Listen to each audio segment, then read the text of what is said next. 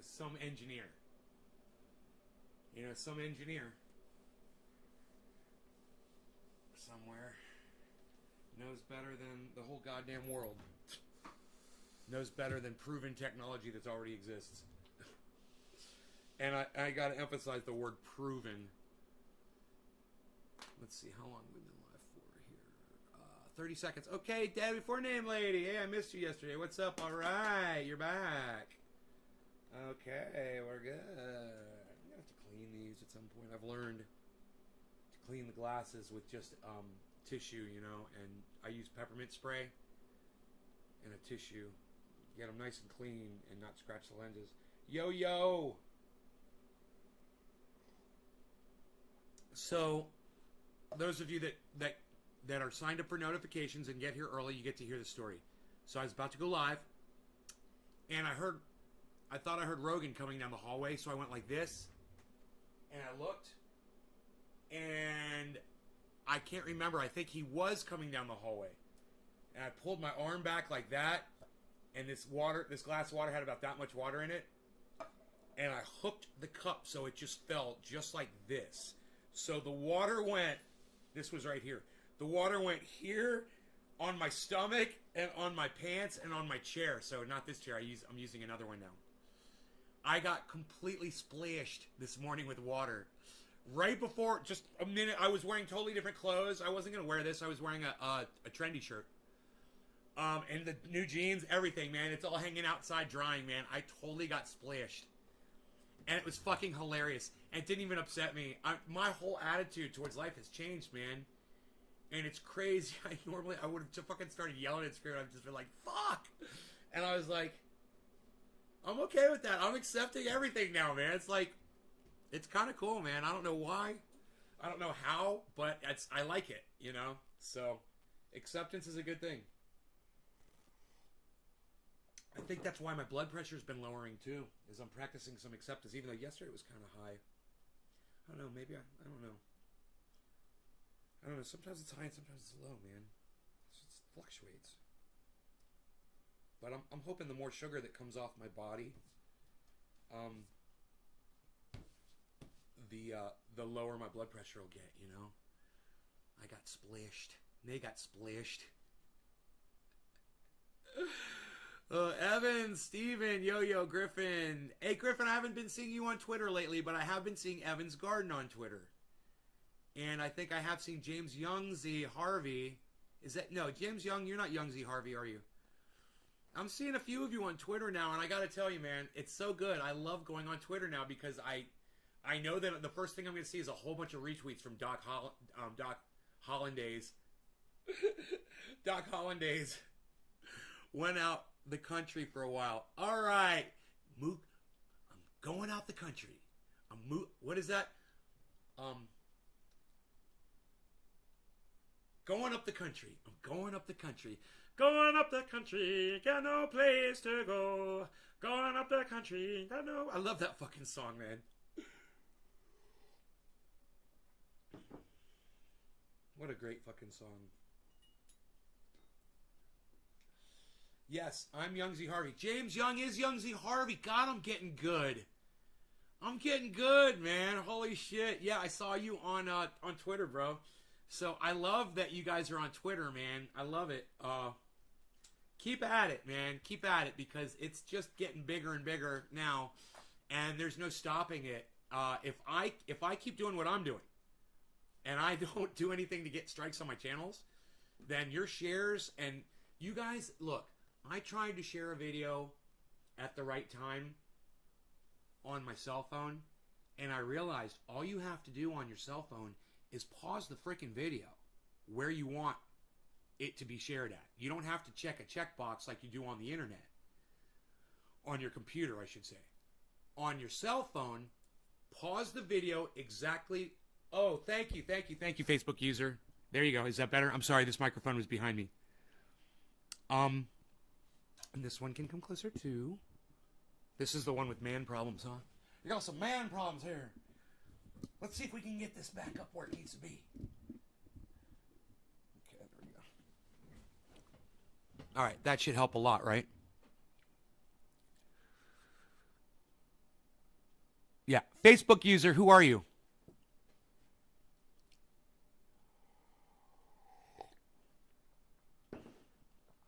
Who's the person on Facebook that told me to turn up my volume?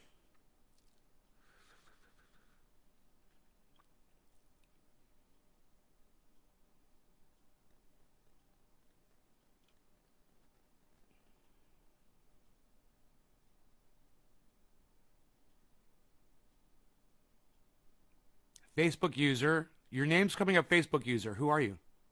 On Facebook. The person that just told me louder. Who are you? Why does this take so fucking long, man? Every time, I swear to fucking Christ. I'm asking you a question. Fucking answer me, man. Alan, thank you. Thank you. Why does it take so long? God damn it, man. I fucking hate this shit.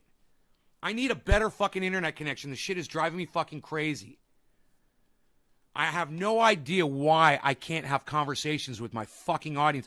Because I tell you what, man, it literally, it fucking kills the goddamn show when I sit here and I'm just waiting in silence for you guys to respond.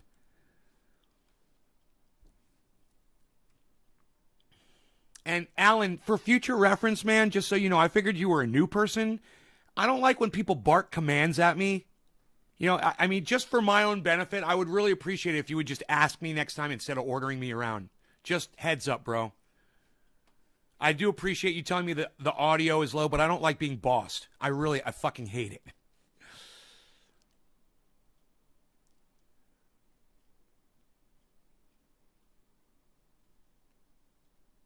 How much is shipping to UK for triage?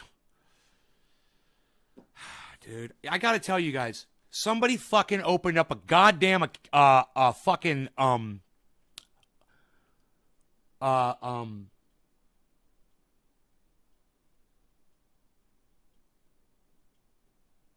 what's the word I'm looking for? On my, he did ask you. No, he just said Facebook user, whoever you are. All I saw was the word louder. Oh, morning, Nate. Can you make it loud? Oh, and then, you bumped your own fucking question, bro. When you, you bumped your own question whenever you asked, whenever you changed the, I see it. All right, right on. Sorry. My bad. I'm sorry. I didn't see it.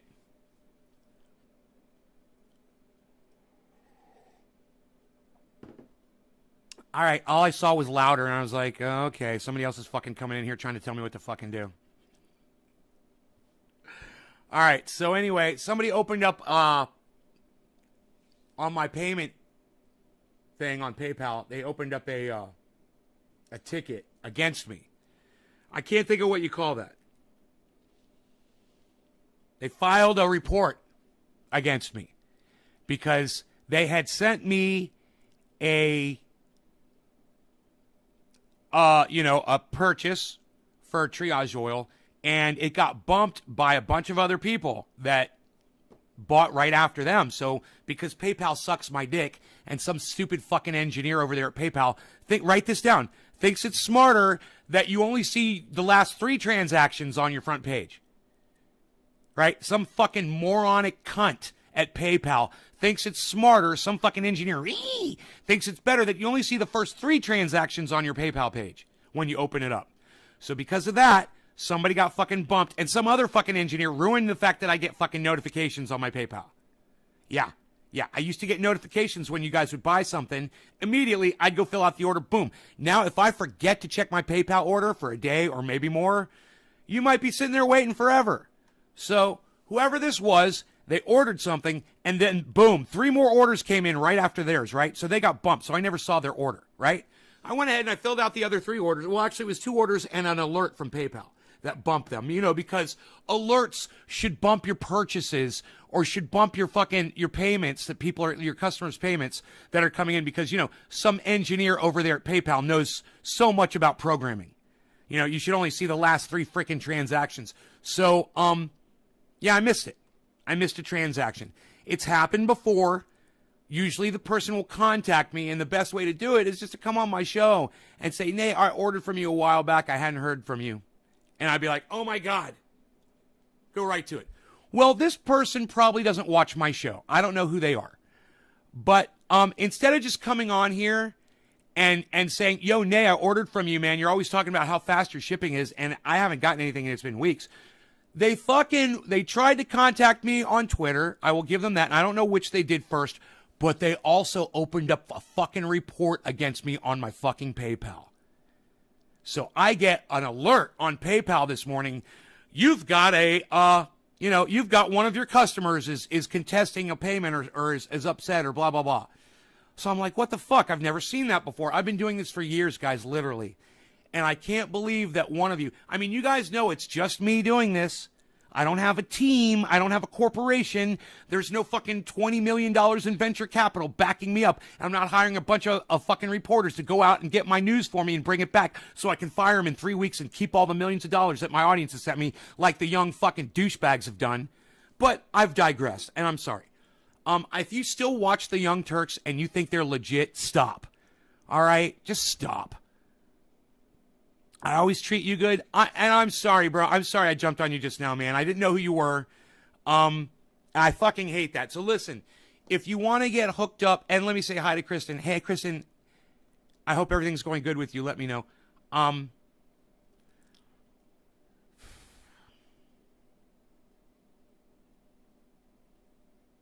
I totally lost my train of thought about Alan oh, yes. Alan, if you would please go to this link, if I can fucking find it for you. It's chat.restream.io/FB or Facebook. Here, let me try. Let me just see. Hold on a second. Hold on 1 second.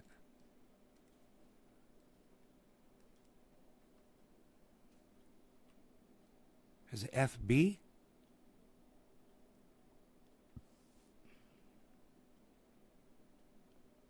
All right, this is what I want you to do. Alan Bluedorn. Now, you're not going to see this because you're on fucking bullshit Facebook. You should be watching the show from YouTube. You really should. It's so much better to share from Facebook to Twitter. So much better. But if you insist on watching from Facebook, man, I can't control you guys. And you can't see the link that I just gave you because you're on fucking Facebook. But if you were on YouTube, you'd get the link that I just sent you. It says chat.restream.io/FB. Alan Bluedorn, go there. Or Alan Moda. Was it Alan Moda? I'm sorry. Go there and register on that. It says allow Restream to show my name. You just have to click a button. Had a stroke? Oh my God, brother. I'm so sorry, man. Well, do me a favor, Alan. Do me a favor. I'm sorry you had a fucking stroke. That sucks, man. Fuck. You know, proof that there's no God. Strokes. Yeah, there's no God. There's fucking strokes. Yeah, I'm going to take some of your fucking bodily function away. You know, to make you a better person. To give you a life lesson because I'm God. No. What a stupid lie. There's no God. Hey, Jay, what's up, son? Good morning. Yeah, Josh. Hey, buddy, what's up, bro? Josh. Hey, you're on YouTube. You went from Facebook to YouTube. I love it. They could pull up the Nays Garden comm chat, can't they?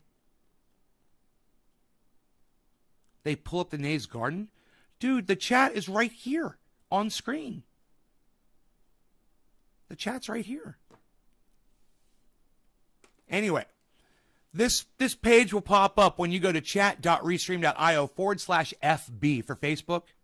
Just go there and click this little blue button that says allow Restream to show my name. And then, boom, your name will be shown.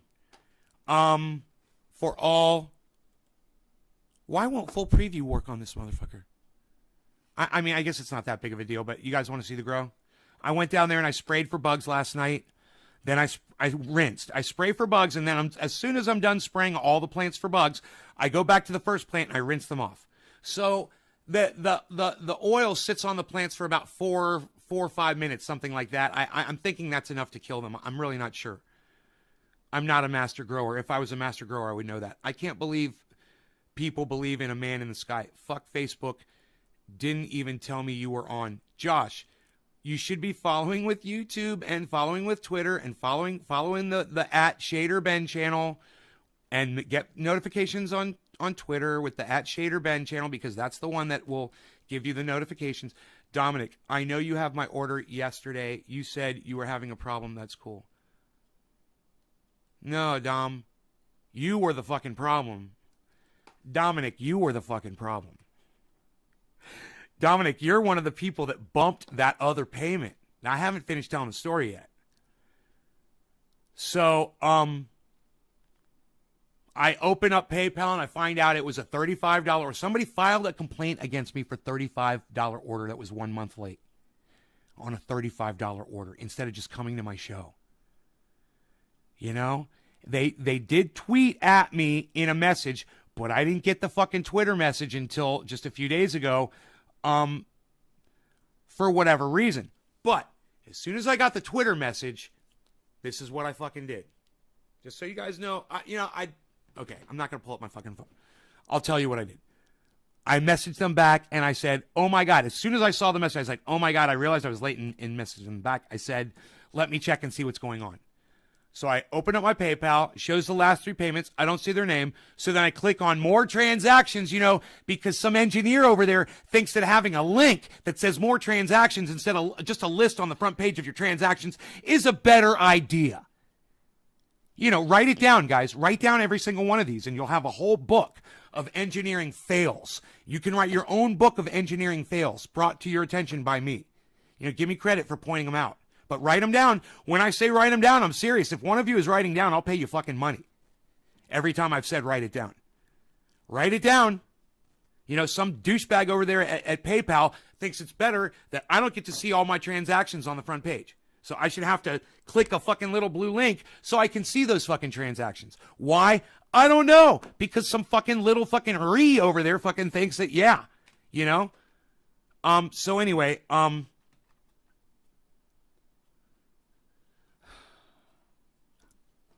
I message them, I find their transaction, and I go ahead and before I even message them back, I message them back. I'm like, I found your order. I'm sorry, it got bumped by some other orders that came in right after yours. I'm filling it right now. It'll be out in tomorrow's mail. Something like that. Then I go in there and I fill the order. Within a minute or two, right? Fill out the order, put the sticker on, I do the fucking postage, I get it ready to go to the mail. And it's ready. It's going out, right? It's a small order, no big deal. It's ready to go out. Is that order already gone? I think that order is still sitting in here. Anyway. I take a picture of the box with the label on it, and I message them back on Twitter. That was a couple days ago. I think. I can't remember. I'm kind of confused on the time right now. But today, when I go to pull up PayPal, they opened up a fucking complaint against me on fucking PayPal. Something that's never fucking happened before. You tweeted at PayPal. Thank you, Griffin. And I'm shocked. Man, I'm like, ay caramba. I'm fucking shocked. I'm like, I'm doing this all by myself. And all I can do is the best I can do. One person by myself trying to fill these fucking orders and do 3 live shows a day and take care of 6-acre property with a fucking 20 fucking whatever the fuck this 3,600 square foot home on it. I'm fucking busy all the time. I'm sorry if I missed your precious $35 order of fucking PayPal for 30 days. My fucking God, did you really feel like you had to fucking report me to PayPal? You jack fuck! So let me tell you something, guys. I'm that close to fucking ending my business. I've never been reported before, and I swear to fuck, it's not even worth it anymore. I'm just trying to do something nice for people, man. You're just paying my fucking expenses, man. You think I'm getting rich off this shit? Fuck! So, just so you know how I fucking feel about that shit, if you need to get in touch with me, come on my show. There's a problem with an order, come on my show and say, hey, man, I haven't heard back from you. It's been a month. Whatever the fuck. It's the easiest way to get in touch with me. I'm live 3 times a day, people. Why the fuck would you go to PayPal? Because I didn't return your fucking message on one of my 5 Twitter accounts that got bumped too and I didn't see it? Right? You know, people suck my dick. But, you know, I had to just let that out. That's how I fucking feel about that. You know, I'm hooking up thousands of people over here, and your little pussy ass is going to ruin it for everybody. Because, you know, everyone's a fucking narcissist. Oh, my $35! My fucking precious $35! I'm going to have to tell PayPal.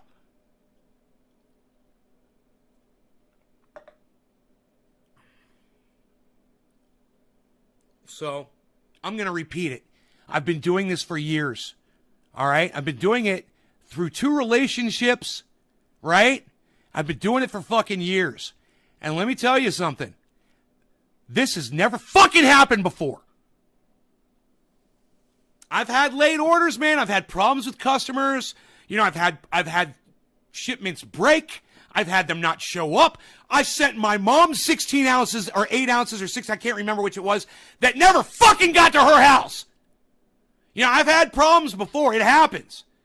But God, fuck you, man. If you can't be patient enough to fucking figure out a way to fucking contact me, I'm all over the goddamn internet. Before you fucking go report me to fucking PayPal, suck my dick. Hey, Alan Bluedorn, I can see your name. You're on the YouTube now, right on. Well, remember, you can hook up your Facebook names easily with that io.fb. And it's chat.restream.io/FB. If any of you ever come up and it says Facebook user, we can fix that immediately. So, now I'm down to one tablespoon of creamer in my coffee today. And I'm at 175, and I took a photograph of myself so you guys can see it. It's on here. Those of you who a bare-chested sexy man might offend, you might want to look away from the screen when I tell you to, okay? Otherwise, the sexiness is about to be released. All I can say is, I know I'm still overweight and I'm flabby and all that shit. But for me, I can look at myself in the mirror for the first time in years and actually be like, smile. You know, so I don't give a fuck what you think about me. I have no more body shame anymore. And once again, you know, some fucking engineer, write it down. Some fucking engineer thinks that, oh, you know, I can't get in my goddamn phone because, you know, it's got to go to a black screen because some fucking douchebag over there at Samsung fucked with the login. Write it down. Write it down. It's another fucking re-engineer.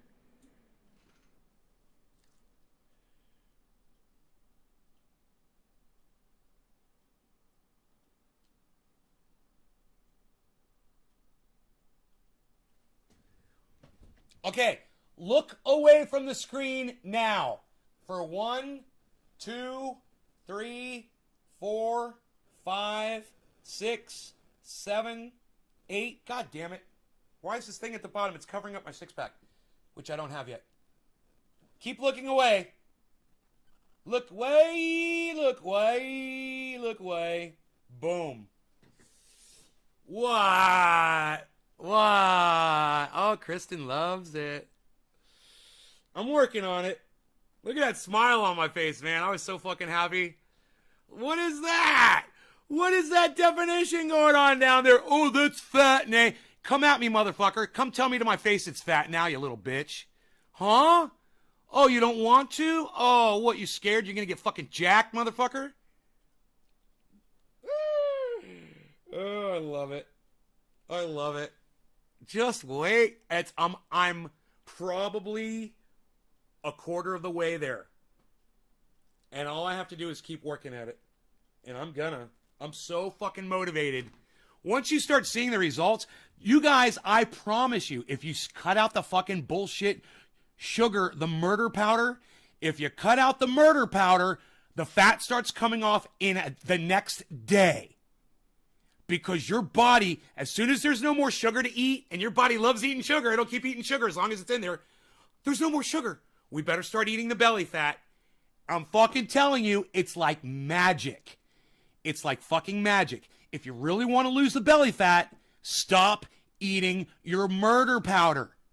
Okay? It's all murder powder. And until you eliminate the murder powder, Don't fucking come crying to me. I don't want to fucking hear from any of you until you've cut the fucking murder powder out. If you've cut the murder powder and the murder juice out of your diet completely and you're still having a problem losing the weight, then you come talk to me. You cut that fucking murder powder and that murder juice out of your fucking life completely. That's alcohol, that's soda, that's fucking anything, creamer in your coffee, all that bullshit. You cut it all the fuck out.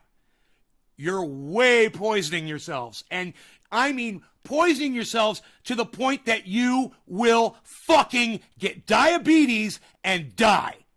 That's how bad you guys are poisoning yourselves. Stop it, man. When I was a kid, when you heard someone had diabetes, it was like one person that was really fat and obese. And it wasn't really prevalent when I was a kid, man. I didn't even really know what fucking diabetes is. Now, kids that are younger than me are getting it, you motherfuckers! You need to wake the fuck up! God damn it, man! What is wrong with you? The information is out there, man. You guys need to wake the fuck up, man.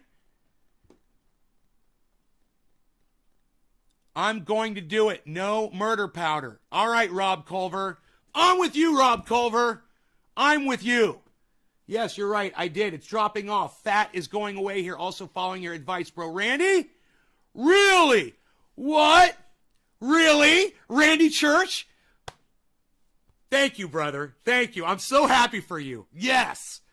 It's carbs for me. I don't do murder powder. Oh, yeah, you do, Kristen. You do murder powder. It's in everything we eat.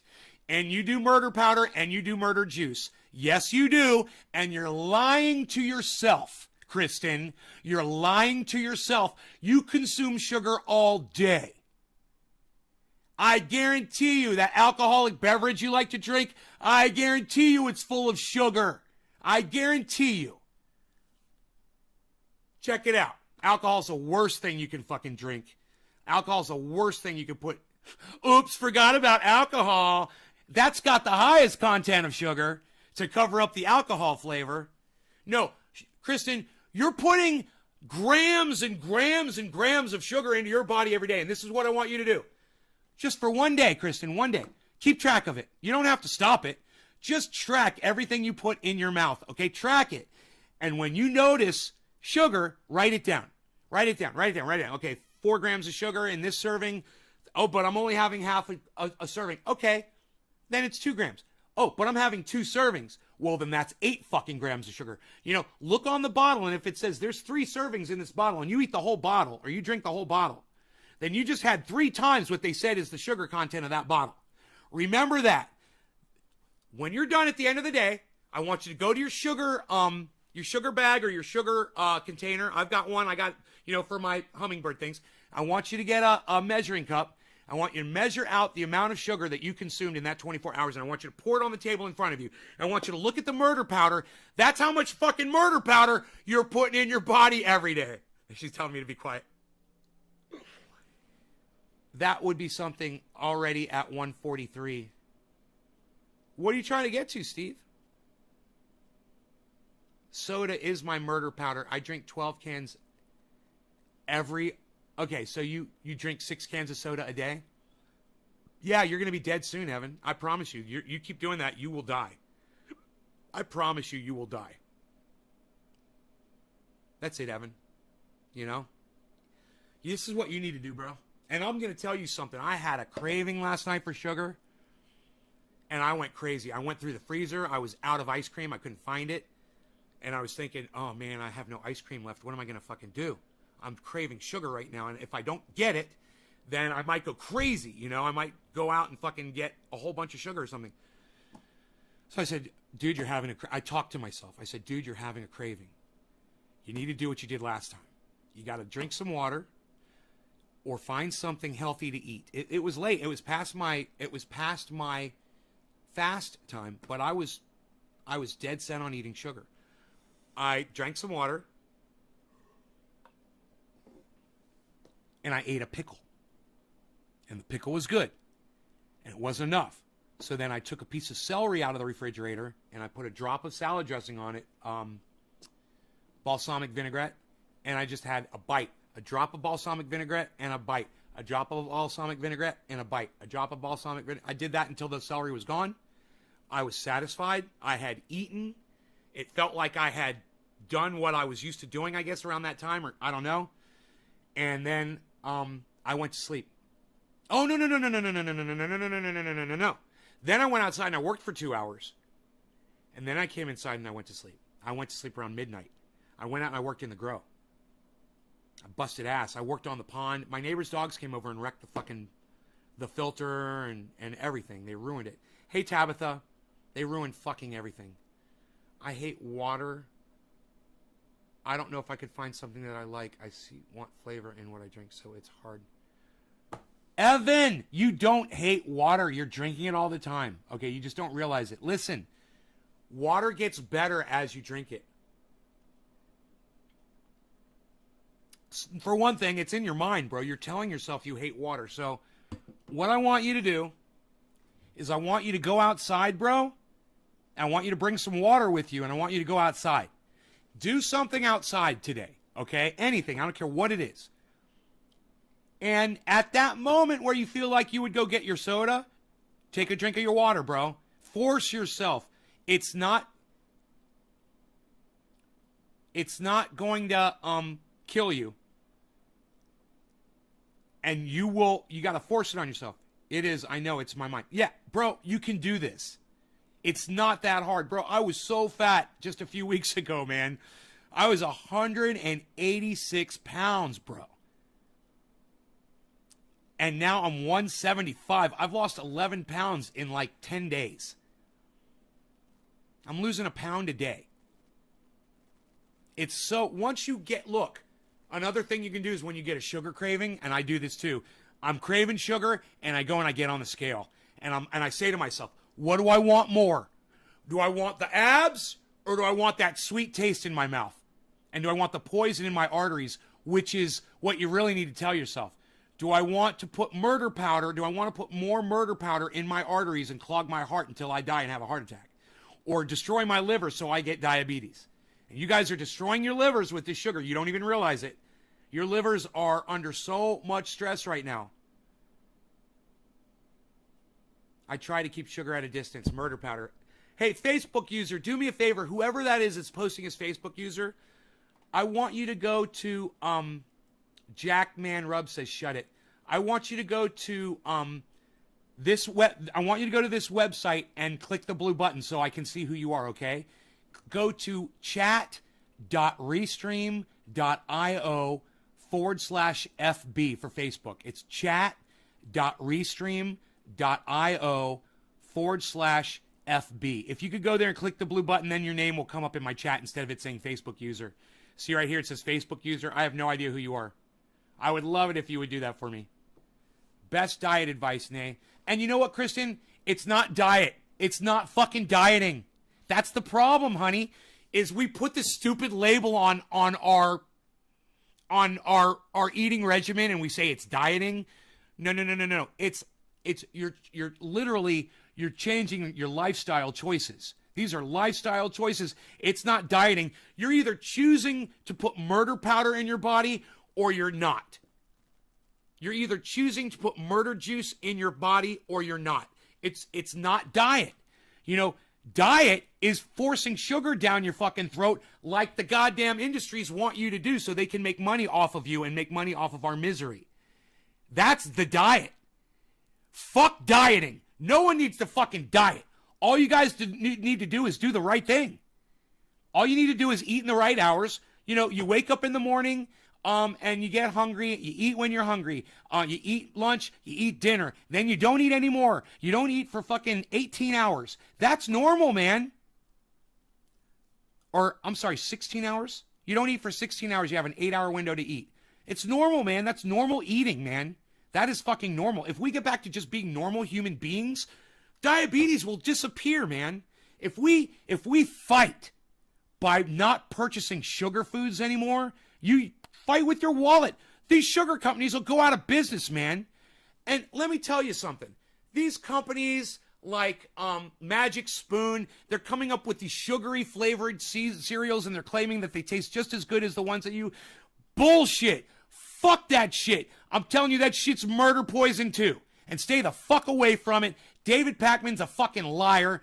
and somebody else is promoting it. Oh yeah, Simon Danny's a fucking idiot, man. I gotta tell you, stay the fuck away from Magic Spoon. Stay the fuck away from sugar. Get the sweet taste out of your fucking mouth.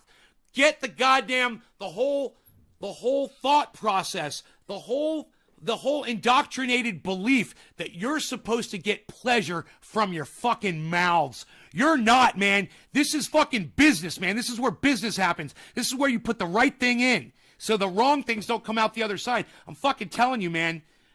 Just do what's right. It's all you have to do. Do what's right. Do the right thing. And don't look at it as dieting, because you're not. You're not fucking dieting. You're just finally doing what you were meant to do all along. And as soon as you realize that, you know, the place to get pleasure is not on your plate and not on your fucking taste buds, you get pleasure in so many other places, man. My life has changed. My house is cleaner. My yard is more beautiful. My body is getting better. My mind is getting smarter. I'm getting more in tune to my thoughts, you know, and I'm starting to act on them more instead of just being lazy and oh, I'll get around to it or whatever. I'm doing things right when I think of them. My whole attitude has changed. And cut out the murder powder. Cut out the murder juice. It's not as hard as you think. You know, I went the first 7 days, and it was a little challenging. You know, I had cravings. I had a cheat thing here and there. You know, I did a little cheating, you know. And then I ran out of fucking sugar in my house. I was giving it away to my friends, you know. I didn't want it in the house anymore. And it's a good thing I did that, you know. There's still fucking Oreo cookies in that goddamn cabinet. There's unopened boxes of Oreo cookies. And I plan to give those away as soon as fucking somebody wants them, you know. I'm getting all the sugar out of my house except for what I put in my bird feeders. Our human ancestors were hunter-gatherers. We were always... Hey, who's posting this Facebook user right now? Who just said some food, yes, have natural sugars in it, but not like the murder powder? Who is that? Who is that person? People don't realize that our human ancestors were hunter-gatherers. Who is that? Who's that person? Let me know. And then, once I find out who you are, go to chat.restream.io/FB. And click the blue button so I can see your name in the chat. Okay, Facebook user? Michael Haskey, will you do that for me, bro? Or, Michael, why don't you ever watch my show from YouTube, bro? You guys should all be on YouTube watching the show. Fuck Facebook, man. Facebook has totally murdered this show. And I just assume not even give them any more fucking time. I don't even use Facebook anymore. You know? If you see me pop a post up there, it's just on a whim because I think people need to see something. But I don't go back there and I don't interact on Facebook at all, man. Wonder why my name ain't up there. Oh my God. Okay. I'll tell you again, Michael. If you go to this website, I'm getting so tired of this. If you go to this website, chat.restream.io/FB, click the button, the little blue button, it'll show your name in my chat. Okay? All right. Let's light a candle and get high. What do you guys say? I like lighting a candle. This smells like a girl's house, man. Kind of perfumey and fruity and nice. It's really neat. It's nice. I like it. I walked in my house the other day. The candle wasn't even burning. I was like, it smells nice in here. You know, like I'm visiting one of my lady friends. Not much, just chilling. Well, fuck Facebook, coming to YouTube, lol. And the ancestors post was me. Well, Brian, if you want to go from Facebook. Okay. We were always moving and looking for our next quarter cup of berries or maybe lucky enough to find some meat. What an existence, huh? Living day to day like that. No electricity, nothing. Just all of a sudden you're alive. Your mommy breastfed you to get you to the point where you were old enough, you know, to eat. They start feeding you, you know, they didn't have baby food. What the fuck did they feed older babies, you know? Mashed up fruit? Who knows how the fuck these savages raised their babies, man? But goddamn, they fucking did it. You know, they had no internet, they had no television, they had no education, they had no school, they had nobody telling them. They didn't even have language to communicate to somebody else how to do it. Oh, you're pregnant, you're gonna have a baby. No, just ow. Oh, oh, oh, oh, oh, oh. You're getting a baby, but no words. Oh, oh, oh, oh, oh. Oh, fuck. Could you imagine what these, and they were people, you know, they were human beings. What it must have been like, man. It's, you know, it's so hard to imagine that we can't even put ourselves in that position. We can't even fucking put our heads in that position. You know? I mean, my buddy Mark is about, as far as all the people I know, I got another friend, Billy. He's probably his brother, Tom, and him. They're survivalists. I could fucking put Billy out in the woods with just his clothes, and he'd survive. You know, he knows how. He'll fucking survive. He'll make himself a fishing rod. He'll make himself a spear. He'll fucking use rocks. He'll hunt squirrels and birds with rocks, man. You know, I know these guys can fucking survive. Mark, he's the same way. You put Mark out in the middle of the wilderness with nothing. He'll create his own tools and he'll build a whole fucking village, man. He can do anything with nothing. There are people that can do that. They have been practicing their whole lives. But most of us, man, we got air conditioning, son. You know what I mean? I got a fucking car, bro. You know, it's like we are not on that mentality because we think we're above it. But the fact is, it's the opposite. We're below that mentality. We need to raise ourselves up to the point that we can survive on our own again. That's what we need to do, and we need to start doing it now. And we need to look at that as, you know, we used to look at off-graders as crazy and kind of beneath us. We need to look at those people, and I'm not saying you have to look at me any way you want. I'm just saying the people who've inspired me. Look at them as tomorrow's leaders, because they're the ones who had it right 5, 10, 15, 20 years ago. When 20 years ago they said, I'm moving off grid, and we were all like, you're fucking crazy. I got an Atari, you know? And they're like, no. You're not looking at the government. You're not keeping track of what's going on in the rest of the world. This is not going to last forever, and I'm going to start working towards that goal now. Those people are way smarter than us. Now check this out.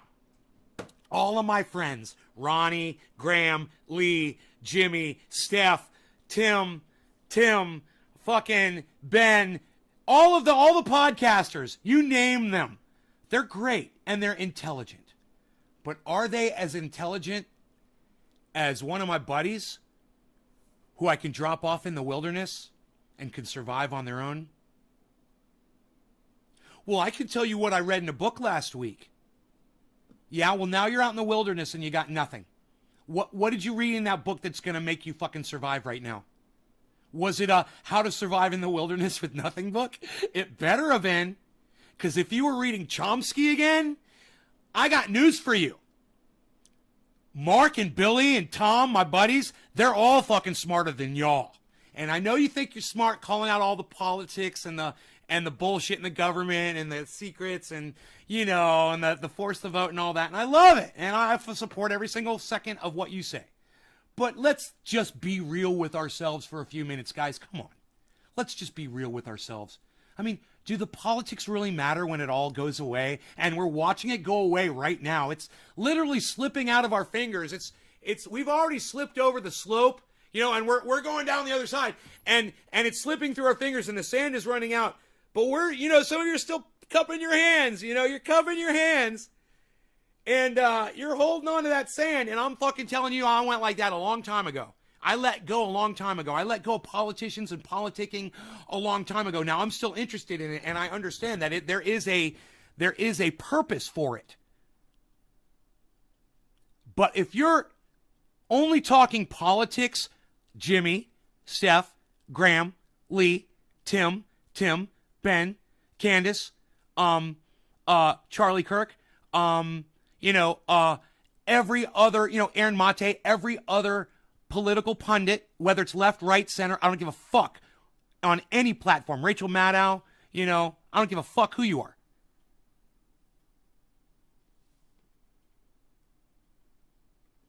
What have you done if it all goes away? What have you done to get ready if your water shuts off tomorrow? What happens when your power goes off forever? What have you done? What steps have you taken? And I'm not telling you not to watch these people because they are not on the same page as me. I'm begging you to watch these people to get them on the same page with me. It's okay. You can pay attention to the politics and off-gridding. That's what I do here every fucking day. You know, you don't have to let go of one because you're paying attention to the other. I cover a mass gamut of subjects and topics. We cover everything on here. I cover my goddamn six-pack all the way up to what the fucking president just did yesterday, you know? And everything in between. I'll tell you about the fucking, athlete's foot between my toes if I have it. You know? I'll tell you fucking everything. I don't give a fuck. What I don't understand is why all these people are so blind to this. They just, and as much as I sit here and fucking scream over and over on this channel about it, they're still not looking at severing their ties with electricity and water. I don't know how many reports all of them have to read to you before it starts sinking into their fucking heads. You know, Kyle Kalinske, oh, the sky is falling, the sky is falling. Look at the temperatures. Oh, we're all dying, we're going extinct. And what are you doing about it, Kyle? Yeah, that's my point. What are you doing about it, New York City boy? What are you doing about it, grid liver? Grid dependent? What are you doing? Besides, wah, wah, wah, wah, wah, what are you doing? All I hear is wah, wah, wah, wah, wah, and I don't see you doing anything. I'll fucking show you 96 solar panels in my backyard. You know, I'll show you my 2 fucking big badass batteries in my garage. And I'll show you the power that's running this house right now completely off grid. You know, including the fans that are running in my grow down there right now. Go RVing off grid. Yeah, man. Whatever. Any way that you could park next to a lake or a river or have a spring on your property or a well. That's what they're called, right? Wells. You know, you don't need power, but you do need water. Buckets of MREs. Good, Kristen. Those are great. Good. Keep them stored. Those are great. They last like 30 years or something like that, maybe more. I've got rice stored up in the basement. A lot of rice. Like hundreds of pounds of rice. It didn't cost a lot of money. Why not? Hey, does anybody else have rice stored up in their house? Let me know. Has anybody ever listened to me when I warned you guys to do that? I wonder. Let me know. Make sure you have the means to defend yourself and those you have with you from hostile and desperate people who didn't prepare. Hey, man, you know, I don't even have to talk about self-defense. You know, you guys know my Second Amendment stance, and that's the reason. It's one of the reasons, and I don't even need to talk about it on here. You know? You guys better fucking protect yourselves. If my water was off, I know how to build and use a filter. If electric was gone, it's not a biggie to me. Early to bed, early to rise, I can for sure survive if it was all gone. Good for you. Good for you. I do 60 pounds. Good, Michael. I have rice. Phil. Yep, I have rice and beans and canned food of all kinds. Sean Days. Brian, I've got a couple bags plus a bunch of canned stuff chilling. Brian, a couple bags doesn't sound like enough to sustain you for a couple of days, bro. How big are the bags, Brian? Mine are 40-pound bags of rice, and I've got like 8 or 9 of them. Something like, no, maybe not 8 or 9. Maybe 4 or 6 of them. 6 probably. I think I got 6 40-pound bags of rice. How big are your bags of rice? Beef jerky? Hey, man, it's protein. You know, not good for you, but it's protein. And if you got to survive, who cares, you know, if you're getting extra cholesterol or what? I have 40 chickens. Nice. I'm locked and loaded. Bitches, please try me. Oh, shit. I got 4 2-pound bags. Okay. That's better than what I thought you were going to say, man. That's good. That's a good start. It'll sustain you for a little while, a few weeks, you know, but consider buying yourself a couple of 40-pound bags.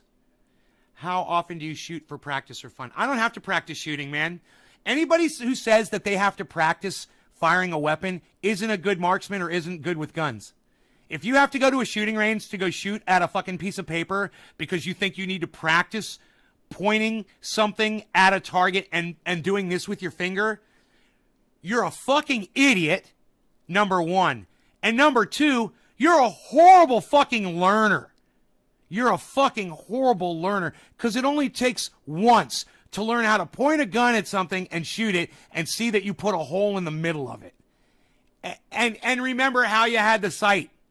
It's just only fucking idiots spend ammo at shooting ranges when those bullets could be used to kill motherfuckers that are trying to kill you in the future. You're wasting your fucking ammo at a shooting range, man.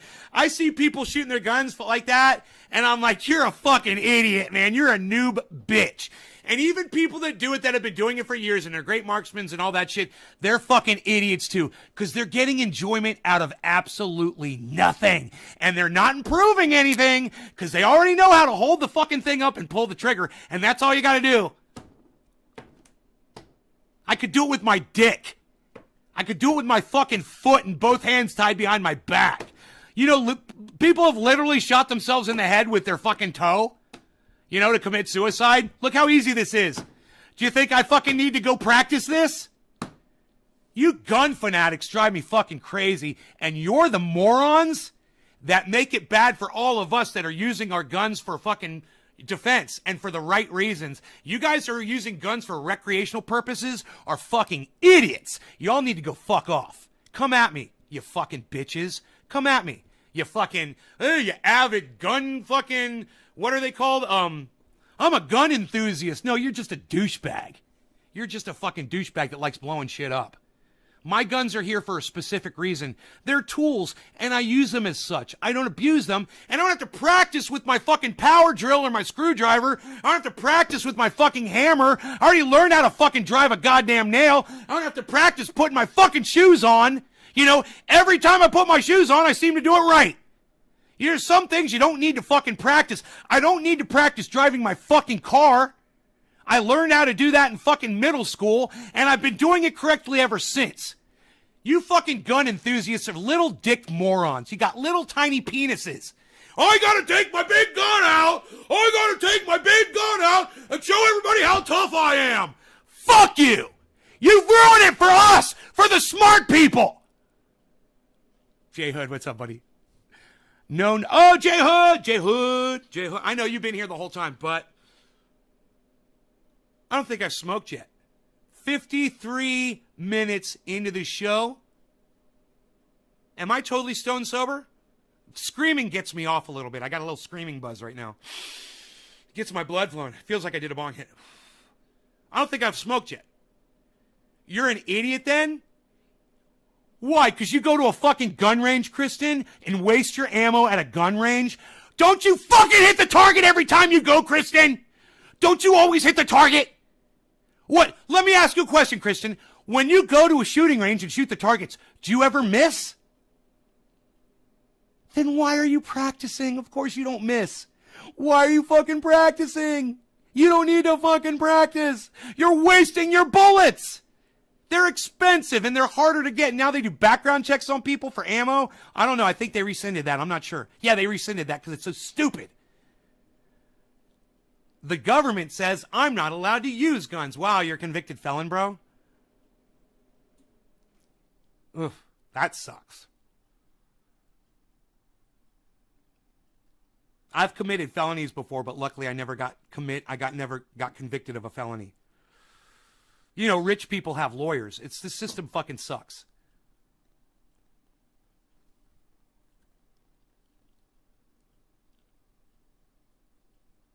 But what? I don't even understand. You're saying, but nay, you don't need to shoot a 22 a quarter mile away and hit the target.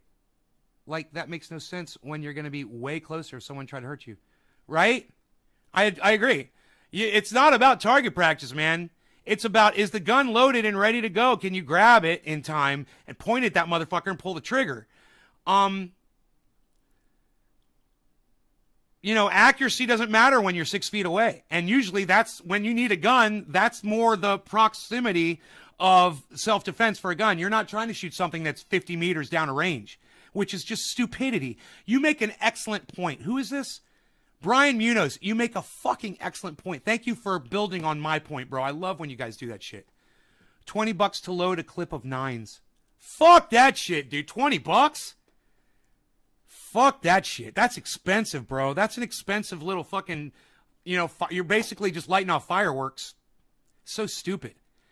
Yo, Nay, good morning. Enoch, why you beezling? I was young and dumb. Evans, no one on pro perk. Hey, Evan, you ever try to get it expunged, bro? You know, if you were young and dumb, maybe you get it expunged. You know, the lawyer might listen. I mean, a judge might listen to you. Yay for lawyers, says DC. Only thing I'd miss without a fridge is ice. Good morning, Enoch. Be able to use it and safely. Yeah, be able to use it and safely.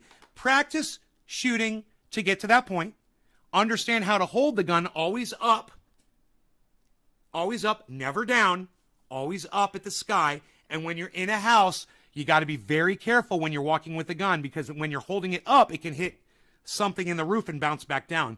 And it's not any safer to hold it down at the floor. It can still hit the floor and bounce up and ricochet around your room. So, always up. Always in your mind, the gun is always loaded. Now, I made the mistake the other day. I had the gun in my hand, and I moved it or something, and I noticed that when I moved the gun, for 1 second, it went right across where my face was. And I go, I fucked up. I made a huge mistake. I was just moving the gun or something, you know. I was putting it somewhere, and I noticed that for 1 second, the barrel was pointed right at my face. And I was like, oh, I got to be more careful in the future. You never do that. Never fucking do that. Basically, if that was a laser beam, I would have sliced the top of my head off. You know? Ammo years ago, crazy expensive right now, right? You're unwise in your position on practice, says William Robertson. Well, that's a very nice way for you to put it, William. You're obviously a little-dicked gun fanatic, and you're stupid, and you're wasting your ammunition. Trust me, man, ammunition is better spent on killing motherfuckers than making your dick feel a little bit bigger, which is all you're doing every time you pull that trigger, bro. I know. When I go outside with my gun, I feel great, man. When I'm shooting up at that tree, it feels awesome. But at the same time, I'm using it as a tool. But I know how using guns makes you all feel. It makes you feel like a god. You know, like you have the power of the world in your hands. You got to get over that shit, you know? These are the same dumbass people who were shooting bottle rockets at each other and apparently can't hit something with a 10 times the velocity and 100 times the accuracy, Brian. Most stores allow 1 box per customer. Red means danger. Don't put your finger on the trigger unless you're ready to fire. Frankie, the dude. Once you know how to handle it safely, you don't need to practice shooting. Muscle memory should kick in immediately. Always in the safest. Rob Culver. Not always up. Correct, Rob. That is true. In a house, like if you're in a metal roofed building, then pointing it up at the ceiling would be dangerous. And that's what I said. When you're in a home, you got to be more careful. You have to be more conscious. Rob, thank you. Not always up. That is correct. And sometimes if you're in a home and there's people above you upstairs, then you wouldn't want to be pointing the gun up in that situation. I did, but it costs money. Money I don't have. I'm a poor at the moment trying to start a business selling houseplants. I have over 150 houseplants and I keep propagating them, so I have stock. All right.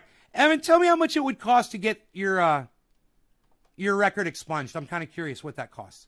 I have a BB gun to fuck around with.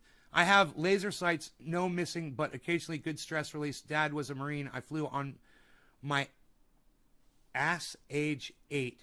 I flew on my ass age 8. Right. First time Dad taught me safely drilled in the head. No missing. Laser sights. Last time I shot was a Colt 45 ACP. Couldn't hit nothing even at 10 feet. ACP. Or if there's a second floor. It's called developing muscle memory. When you are being shot at, you need more than your mouth. Than your mouth? No. It's not muscle memory, bro. You don't need muscle memory to fire a gun. Click, boom, done. It's not muscle memory. You're an idiot.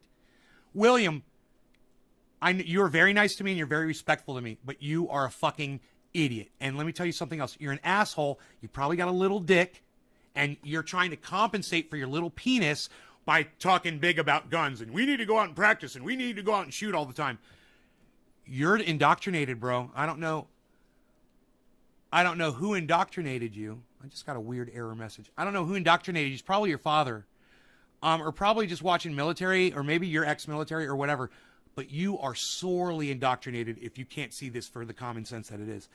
Let me ask you a question, bro, all right? And I'm not going to apologize for calling you names because you are an idiot. But, William, let me ask you a question. When you go target shooting, you obviously do it a lot. Do you hit your targets or do you miss? Are you deadly accurate? Are you a fucking sniper? Are you always hitting, about the middle of the targets? I'm assuming that you are, the way you talk about guns, and as often as you obviously practice. You must be an amazing shot, right?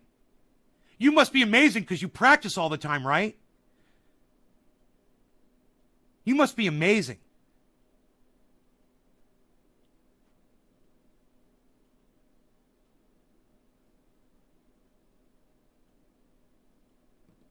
I hate these conversations. I'm so sick of waiting for people to respond in these conversations. I just can't fucking do this with you guys, man.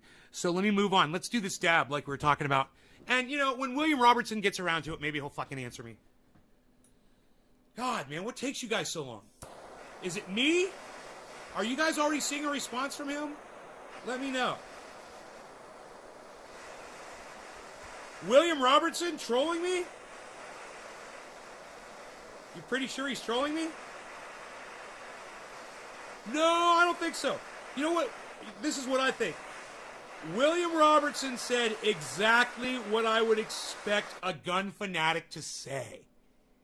He said the exact thing. I don't think he's trolling. I think he truly believes that he needs to practice his shooting because he's not confident enough. He doesn't have the confidence in his shooting ability. And he thinks it's muscle memory, and muscle memory has nothing to do with it. If you're a goddamn Western shooter, if you're doing draws type competitions, that's totally different, man. I've got a friend that does that. Cheers.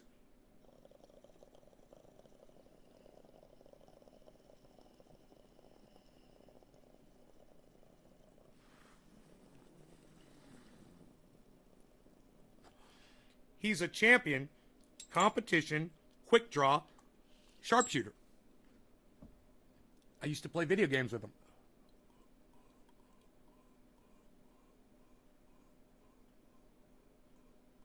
So you want to learn muscle memory? Check my buddy out. He'll show you muscle memory like you've never fucking known before. You don't know muscle memory like he does. He works at this every fucking day. So you want to try your little badass muscle memory shit out on somebody? I'll call my friend up. You guys can have a timed contest, and we'll see who can draw faster. And we'll see how much all of your practicing has helped you. Which I guarantee you couldn't hold a candle to this motherfucker.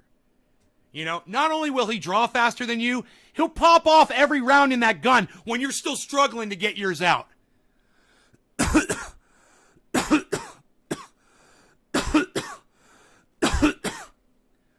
Bro, if I'm in a situation where somebody is actively trying to shoot me, I'm running. I'm running and moving. If I'm in that situation where suddenly someone is trying to actively shoot me, the whole point of me having these weapons here is for self-defense. Somebody comes on my property, I know where they are, I spot them, and I hunt them down like a fucking boar. I hunt them down like the pig that they are. That's what the guns are for, bro. I'm not saying I'm going to be standing on goddamn like you think you are. I'm going to be walking down Main Street. I'm going to have my 6 guns on my sides and my cowboy hat low. And I'm going to be walking down the street, partner. And then mean Jake Black's going to come out from one of the saloons. And he's going to have his 6 guns on. And he's going to draw. And I'm going to draw. And what the fuck are you talking about, man? You're an idiot. You're a fucking idiot. Dude, you need to understand something. The way you set up your property, and I'm here almost all the time. You set it up so you know when somebody's there, and somebody's there, you got a gun nearby. And if you go check your video cameras, and if somebody you don't know, or it looks like a group of people that's coming to do you harm, you grab your fucking weapons and you go. Right? And you get into position, and you wait for them, and you fucking take them out. That's my plan, bro. I don't fucking go to fucking places where I'm going to be, you know, face to face with somebody that's actively shooting me. And I'm probably not going to have a gun on me when I am. Right? It's like, dude, you imagine the dumbest situation. And let me tell you something, bro.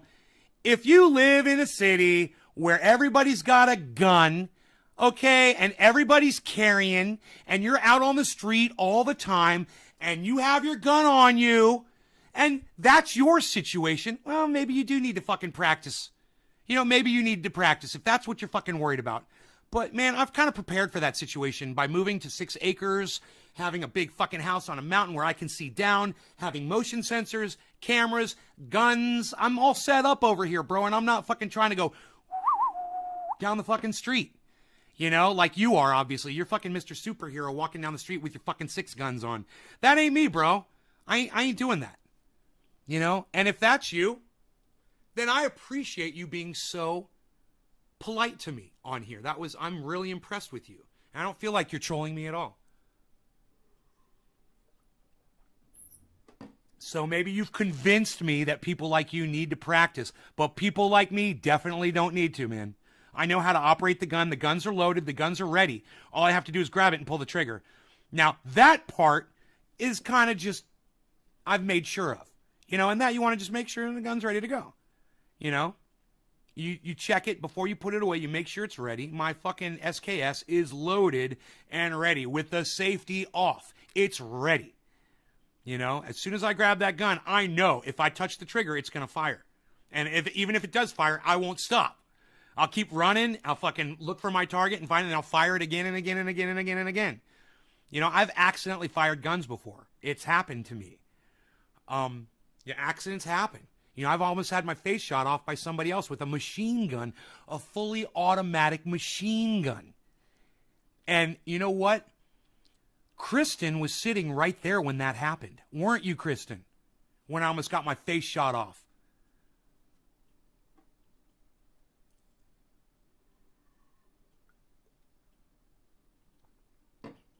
Facebook sucks my dick. No notifications. Thank Nay for Twitter. DC fishing. Isn't that on video? No. God damn, it would have been, bro. I'd never even thought about that. We were sitting right in front of that fucking camera, man. I may not have had the camera up at that time.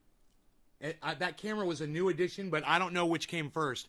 But no, it's not on video. It's in my brain vividly. And DC, the reason why you think it's on video is because I am such a great storyteller. Thank you for saying that, bro. You just complimented me so much. You complimented me. I painted a picture for you, bro, that you literally thought you saw it on video. That's fucking awesome. I remember telling the story. My dad got shot. His brother's K9 took off with a .22 and it bounced off his tooth. Whoa, dude. My dad got shot. His brother's K9 took off with a .22. I don't understand. 1911 Colt kicks like a mule. Yeah, fucking 1911 Colt, dude. That's a fucking piece of shit. You need a Glock, bro. You need a Glock 45A, bro. I'm telling you. You get the Glock 45 ACP, and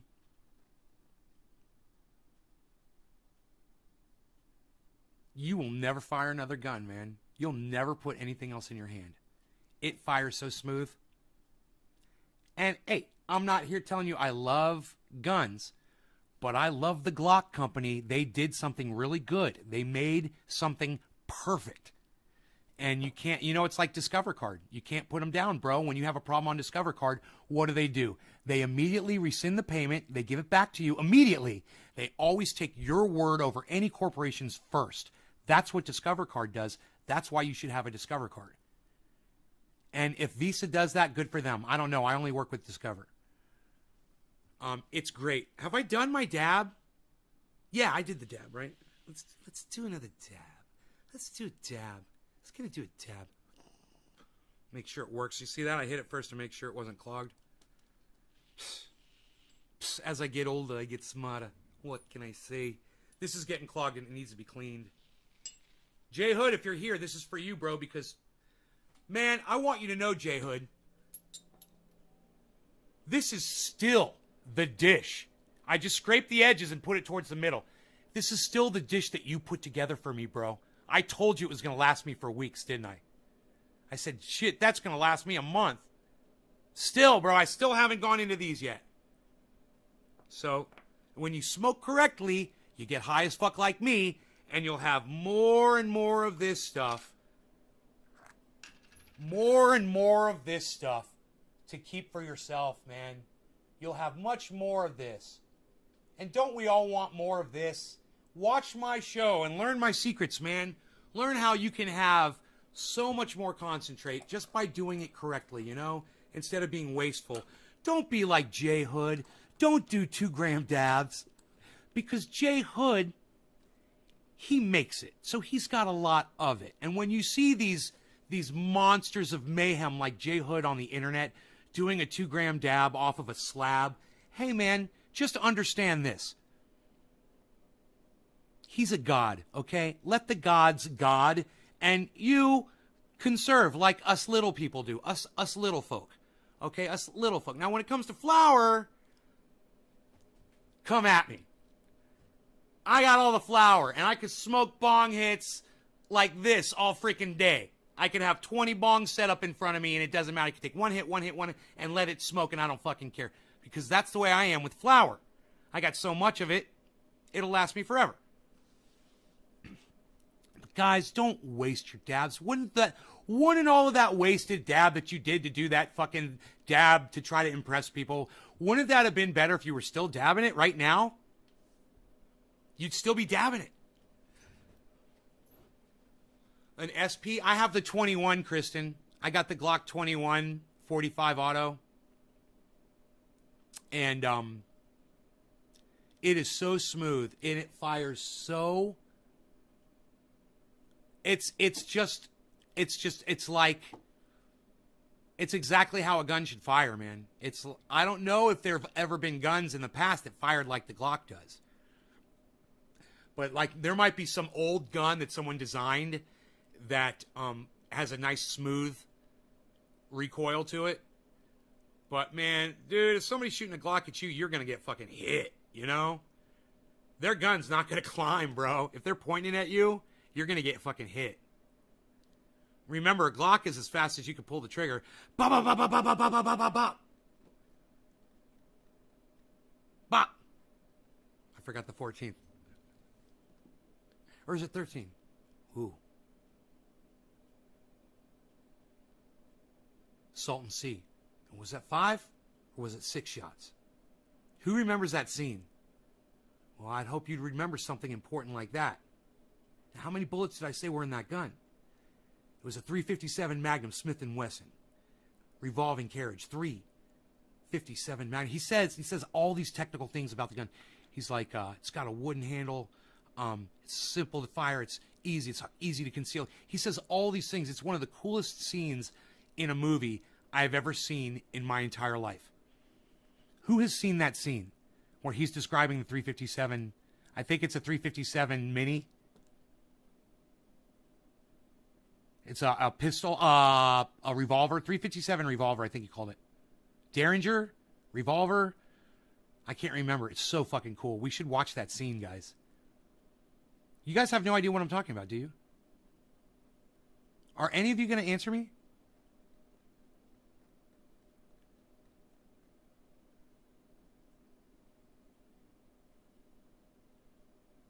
Using my scenario right here, if I saw an intruder in my video cam, set up, and encountered them, I'm not going to encounter them, bro. They're never going to fucking see me.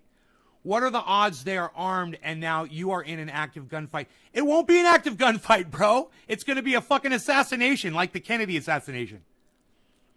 Trust me. But it's a good question. I take small dabs. I feel like big dabs are a waste unless you doing it for the gram. What movie? So, Turtle here. What a world we live in. Oh, SS Turtle. What's up, SS Turtle? Tula. No, just hopped on. I think it's a scene from a Sherlock Holmes movie. Snatch? Morning, Billy. No, it's The Salton Sea, guys, with Val Kilmer. The movie is called The Salton Sea. And he goes to an illegal... He goes to an illegal gun dealer. They meet in a hotel room. And this guy's got all of his guns laid out on the bed. He says, "These are my guns, mister." He calls him mister. He goes, "Mister, this is the .357 Magnum. Now let me tell you about this weapon." It is the coolest fucking monologue I've ever heard in my entire life. Dude, listen to this shit. I'm going to find it.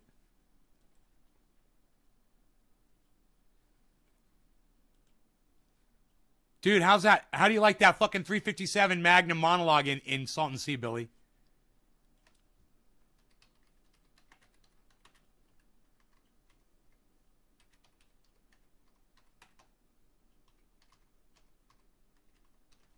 I'm literally just typed in Salton Sea .357 Magnum monologue.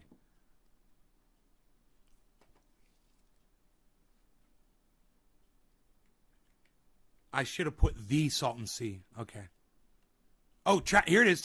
No, Travis Spice Guns. Huh. Let me put the salt. I didn't put the.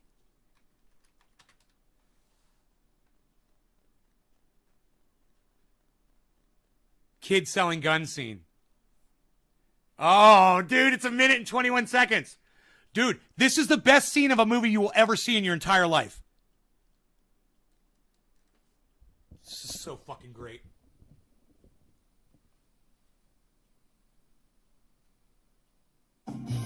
Mister, I only deal in high-end weapons. I only deal in high-end weapons. I only deal in high-end weapons. And you know what?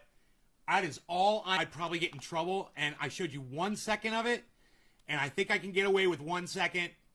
There's a certain amount of time that you could show video clips for. So I showed it for 1 second. I'm pretty sure I should be... All sales are final. All prices negotiable. All guaranteed stolen. All traceable only to the original owners. Dude, I'm telling you, look, this is what I can do. I can do this, and I can read it to you. Glock semi-automatic 9mm. Tenefer matte finish polymer grip, fixed sights, 4.5-inch barrel, 22 ounces, double action, and a 10-round magazine. Mister, I could hook you up with this gun for the low price of $350, well below market. Maybe you're looking for something with a chrome finish, something to impress the ladies. Here, let me slow it down a little bit. And that was normal playback speed. I couldn't keep up with it.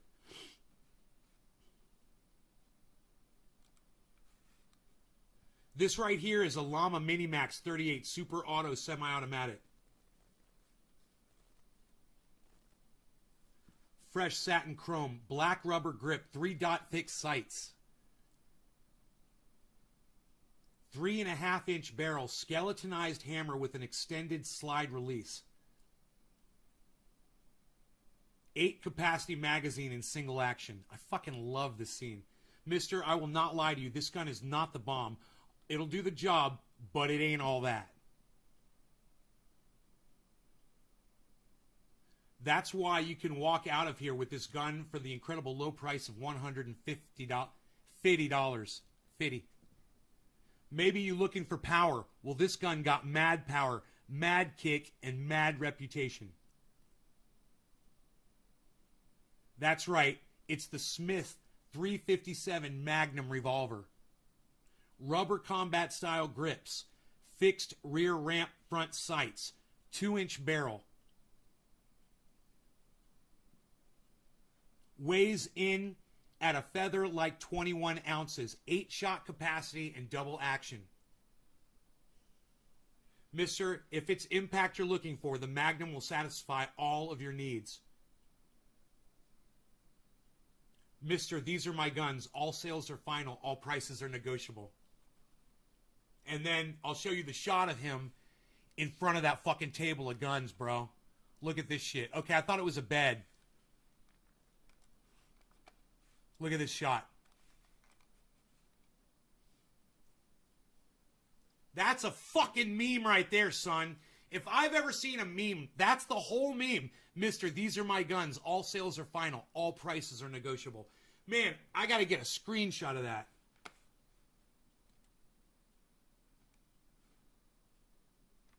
Oh, fuck you. Hold on. Screenshot. Okay. Pause. Wow, dude. That's the Salton Sea with Val Kilmer. All sales final. Okay, never seen. Start 105 and end at 109. 6, 7, 8, 9. Got you on the 75 TV. Thank you, Enoch. Sent my Colt 6-shooter on Messenger just for your 6-shooter. Just for your 6-shooter. What movie is this again? All right, man. So we're all caught up on the chat. That's a fucking amazing. That's my favorite movie, man, the Salton Sea. And I forget to tell you guys that when we mention what's your favorite movie, Nate, I think I leave out the Salton Sea, and it's like my favorite fucking movie. You know? I mean, it's got to be fucking War Games. You know, it's got to be fucking War Games for my favorite, but that's number 2 right there. The Salton Sea, man. It's a art flick, man. It's a you know, you paint a picture in every fucking scene, dude. There's a lot of seediness. There's a lot of smoke. There's a lot of dirt and grime and reality. You know, it's a dirty flick, man, and it's one of the best pieces of artwork that I've ever laid my eyes on, man. Val Kilmer is amazing. Everyone else in that movie is riveting. Every single character, and it's funny because one of the characters says, "Where do you find these people at?" And it's a commentary on the cast. You know, it's literally they wrote it into the script, and that's what the movie is. The craziness that you experience from character to character. It's like every single character has its own set of crazy, including the hero, Val Kilmer. Every single one is fucking crazy. I mean, Val Kilmer's losing his mind the whole fucking show, man. He's going bonkers. He's treading water the whole movie. That's what makes this thing so intense and so awesome. You know? And you just have to see it, man. It's one of those must-see movies. And you guys that see the Salton Sea, you guys will thank me for it. And I know people are leaving this movie, this podcast right now, because you guys are going to watch it, and you guys are going to love it. So go enjoy it, man. You guys are going to fucking love it. Let's get high. I made that up. That's mine. And I just made it up right now. That's fun. Let's get high.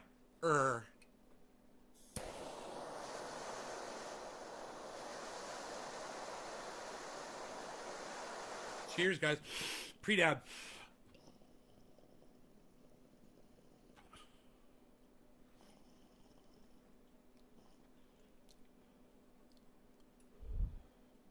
Something there.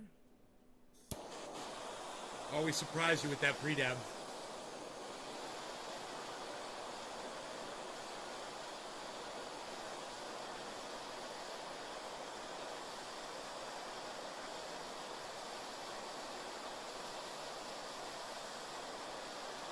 Yeah, Pooh Bear. Dude, when you realize that's the dude from fucking Law and Order, you know, that is why when I watched Law and Order, I already knew the guy. And I was like, I was riveted to Law and Order because I knew what a great actor that guy was from Pooh Bear. Fuck it, bro, that guy's Pooh Bear. Dude, you guys are going to love Pooh Bear, man. He is so fucking dirty. Cheers.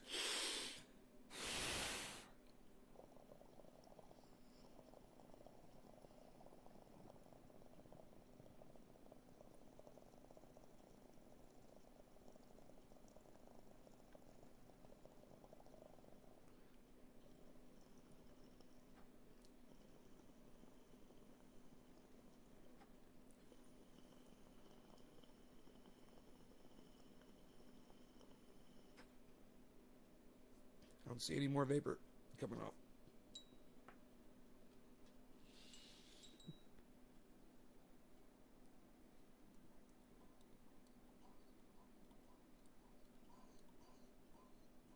You can't see it very good in this light.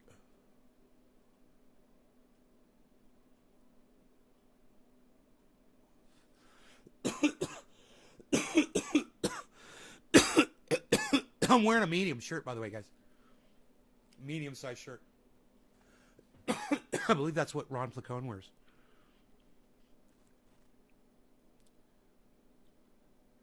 That's how you've always been treated. I give full loyalty, and I found out they were never equal in loyalty at all. Great character. I'd give anything for a friend like that. They don't really exist anymore. Oh, dude, his friend is the friend that gets the tattoo of him on his arm. Listen, I've never said this on the show before, but Josh Kelly is here, and unfortunately, I don't think Eddie is here. But both of you guys have tattoos of me on you, and I want you to know something, man. When I saw that scene from Salton Sea, and that guy, his friend, this is who Billy's talking about, got a tattoo of Val Kilmer on his arm. And he showed it to him. He's like, look what I got, man. And Val Kilmer's like, what's that? He's like, you don't know? He's like, it's a guy. He's like, it's you. He's like, oh, man, what did you do, man? You don't do that, man. He's like all embarrassed and shit. He's like, because you're a true friend, man. He's like, and this is how I feel about you, man. And when you guys, even though that's a movie, when you guys got those tattoos of me on you, man, I felt that moved, man. It was like you said you were going to do it. Yeah, you're here, Josh. I know you're here. And I wish Eddie was here, man. But it's like that scene in that movie. You guys got to watch that fucking movie, man. I'm telling you, if you have not seen Salton Sea, if you have not seen the Salton Sea, I'm getting high, I love it, with Val Kilmer and so many amazing other, bro, dude, what about, I can't think of his name, but what about the coke dealer, man? What about, have you seen the transparent, he says, have you seen the people made of glass or something like that? Have you seen the transparent man or something like that? What does he say? Billy, quote that for me, bro. And what's his name? What's the coke dealer's name?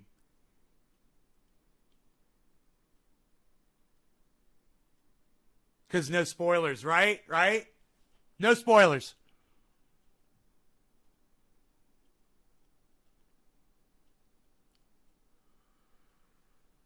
What was the coke dealer's name, bro? This guy is the biggest. I mean, okay, there's some crazies in this. This motherfucker is meth crazy. I mean, at the end, so is Pooh Bear, but this guy is fucking meth crazy.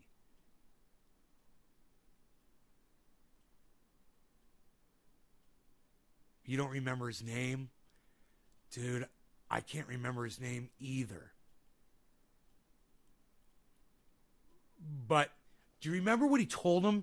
He's like, just don't say anything about...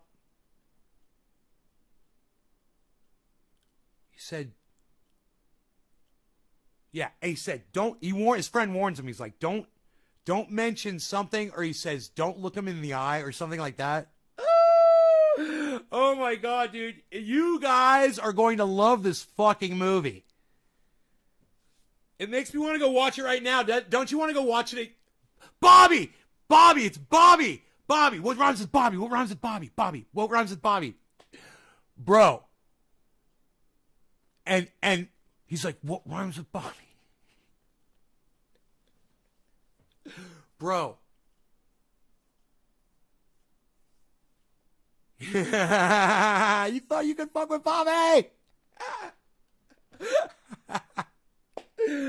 Bro, don't you want to go watch this movie right now? Some movies are timeless, man. Some movies, you can watch them over and over and over and over again. I've seen this movie. I've got it on VHS tape, and I whip out the goddamn VCR every once in a while, plug it into my big screen, and I'll watch it on that just for the graininess of it, man. It's the quality of it is actually pretty goddamn good. Who her? She's fine. Who's under the bed? Oh, her? She's fine.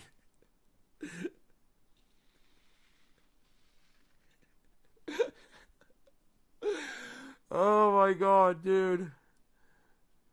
Dude. Is the plot as good as the plot from I don't know, man. I don't know if I've seen Spun. I don't know if I've seen that. Let's not trigger anybody, though. Let's not talk about that. We're going off on a tangent. Let's get high. Let's smoke cannabis, bro. Dude, I've never done meth. Ever, right? But when we start talking about it, I start getting those weird cocaine fucking twitches, bro. Isn't that crazy? So, I don't want to make people feel uncomfortable. Because I'm feeling uncomfortable.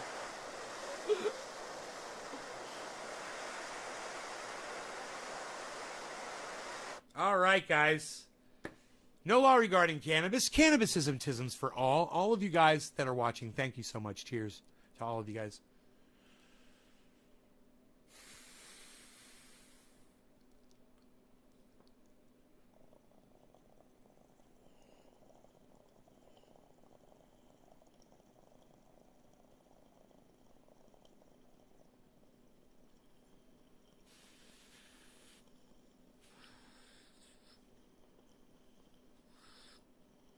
See me carbon letting air in because I'm getting such a big hit.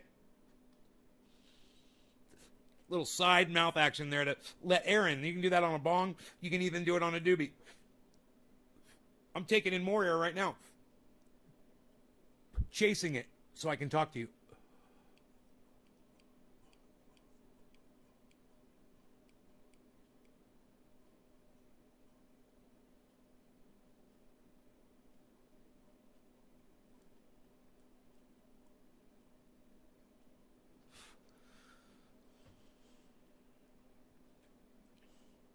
With Mickey Rourke. God, I can't believe I haven't seen that fucking movie, bro. I love Mickey Rourke. Holy shit. I'm on it, Billy. Thank you.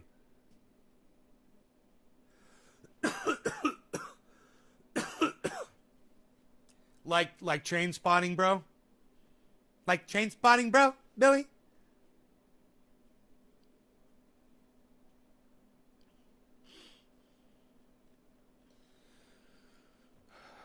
That's some fucking dark comedy. God, that was a fucked up movie. Oh, the scenes. Ah, the memories.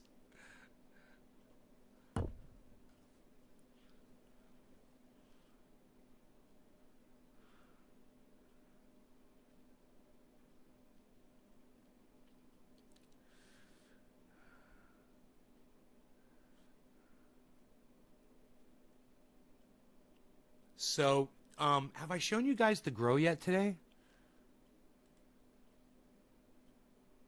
I think I did, right? But let me do it again. I'll pop in here. Just let me go full screen with that. And then, where has your chat been up? I don't even know. Yeah, your chat's been up, right? I don't want to start deleting stuff. Host webcam. Here we go. There we go. Now, I just want to point a couple things out to you in there. The first is plant number 2 and plant number 3 are doing real poorly, and so are plants number 5 and 6. Okay? Plants number 1 and 4 are about the same size, and they're giant. But what's going on with 2 and 3, was the fact I know that they were not getting as much light as 1 and 4. I know that for a fact. But what's going on the end there, those plants never do that good anyway. I think they get some blockage at some point during the day. I probably should go out there today and try to find out when and where it is. And maybe we should consider topping some trees if they're on my property. But I don't know. You know, if I want to, look, I'm not really thinking about me, guys, as I do this, as I improve this property. When I cut those oak trees down to get these plants bigger, you know, that's going to help me. Yeah, definitely. But I don't really need that. But you know what I'm thinking about? I'm thinking about when I'm gone and somebody else is here, you know, and they're on this property and they're using it and they've got plants in there and they won't have to worry about shit like that because the previous owner, me, already took care of it. You know, if I find a house like this, you know, that's all set up and it's on a fucking river, you know, or a waterfall and I can afford it because I'm a crypto fucking billionaire. Because that's what I really want, man. I want to be on a nice, beautiful waterfall, you know, with fish and everything. I love that shit. I want to be around that kind of shit. And if I find a house that's, you know, more beautiful, and I would think a house on that kind of property would be more beautiful than this kind of a home. But not necessarily. There's a lot of cabins on beautiful property too. But if I found something like that, man, you know, there might be somebody else here, you know, could be Iceman, you know, maybe Iceman would want to live here. It's pretty amazing. It's so fun watching these plants grow so fast. I'm still wondering if they're going to be as big as last year's. Cause you know, I had that huge jump. They were 6 feet when I put them in the ground, I believe last year. Correct me if I'm wrong, guys. I can't remember. Or no, maybe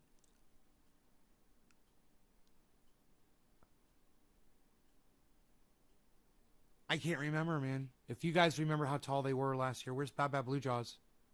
He might remember. DC might know. Anyone who gets that house is lucky. Transylvania County in North Carolina is the most waterfall-rich area I know. I'd love it there. Soon we will have legalized 2 fingers crossed. There's a Transylvania County in North Carolina? That is interesting. I didn't know that. The most waterfall rich. Transylvania County, North Carolina. I might be looking there, bro. If they legalize cannabis there. Yeah, I just need my 6, bro, and no limit. Like this. If it's like this, I need this. I got to be able to do 6 fucking plants. But let me tell you something, guys. These plants have already gotten big enough that it's affecting the amount of time that I have to spend down there taking care of them. Spraying them twice. It takes longer because there's 4 or 5 times the amount of square footage per inch or square inchage, you know, on these than there were. They're so much bigger than they were. I'm really concerned about plants 2, 3, 5, and 6. So I did something. I took a step. I want you guys to look really closely at the grow. And I want you to think to yourselves, what is something that Nay could have done to speed up the growing of these plants? He's worried about 2 and 3. He's worried about 5 and 6. What did Nay do? I made a change, and I changed all 6 of these plants. I did something. It's visible. I want you guys to look very closely, especially those of you like Enoch that are looking on a 73-inch TV. And I want you to see if you can spot what I did or guess that's going to make these plants grow fucking faster, because these plants are moving too slow for me. No, didn't touch the roof. Good guess, Billy. Good guess. Didn't touch the roof.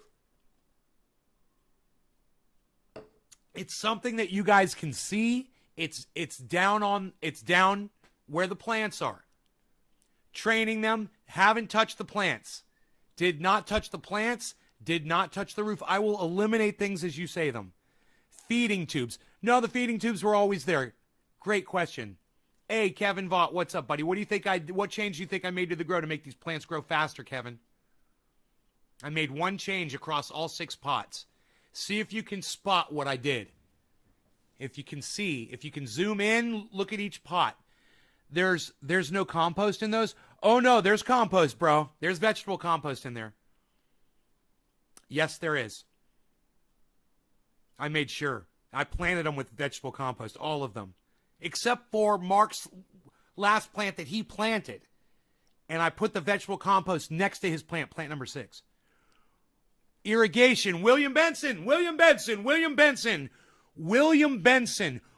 about the irrigation, William Benson? Josh G, no, not worm castings, no. William Benson, what about the irrigation? What would I do with the irrigation to make these plants grow faster? You can see it, and there's something that you can't see that's involved with that as well, that you can guess. It's directly related to the irrigation. So what did I change? Now, you guys, as you guess these things, you're going to learn them. Because you guys are working through your minds right now trying to figure out how do you make these plants grow faster. You're outside, you're fucking... What about the irrigation, guys? Roof sprinkler. Timers with less water at a time more often. Josh, you're half correct. You are half correct. And I will tell you which one Josh G got correct. Timers with less watering. Yes, less watering. Does the irrigators not reach to those? It skips one. No. They're all the same. They're open hoses. They're all open garden hoses that pour water. Yeah, Josh, it's fun. It's a learning experience for you guys. You guys will learn. You guys are going to learn something. And if I had thought about this a couple of days ago, maybe a week ago, if I had done it, I thought about it a week ago, but I was being lazy and I didn't do it. I thought about it a week ago. I looked and I said, because I was being lazy. If I was a master grower, I would have done this a week ago. But I am not a master grower. And when I do that, when I do this thing that we're talking about, I will have become a master grower. But these plants shouldn't be lagging behind. I should have spotted that. I should have spotted that lag in the growth. I should have done something about it immediately, and I didn't. I treated all the plants the same. Not a mister or something. No. I did not alter the opening on the hose going to the plants. I didn't alter the opening at all. Billy, are 2 getting chlorinated and others getting dechlorinated? No. It's all unchlorinated water from my well. All 6 plants are getting the exact same water. I can't zoom. These are great questions. I can't zoom in, but that irrigation was my best guess. What about the irrigation, guys? There's something about the irrigation. What did I change? He already said you're watering a smaller amount. And then he said more frequently. He said less of an amount, more frequently. I said, you're half right. Something else on the timer. That'd be easy, okay? Because he was half wrong, so the thing he was half wrong on, what would the opposite of that be? Not more frequently. It would be... It would be less water, not more frequently, but it would be less water. Pressure decreases to the last 2. Billy, I haven't changed anything specifically to any of the... They're all the same. All the plants are being treated the same. You keep thinking I'm doing something different to different plants. I haven't done anything different to any of the plants. It's all the same. I told you that. It's all the same. The changes I made were to each plant. You put the hose underground for water and nutrients get to the roots itself faster. No, William. Damn, I'm to fight to play this game. I'm too high to play this game. All together now. Less frequently. Right. Okay, so now we got the timer, and there's something else with the irrigation. There's something else with the irrigation. Now, but you got the timer correct now. The timer is correct. less watering, less frequently to encourage those plants to shoot their roots out, to search for water. What else would I do to the irrigation? The longer the hose, the less pressure. Right. No. Didn't touch the hoses like that. Hint. Oops.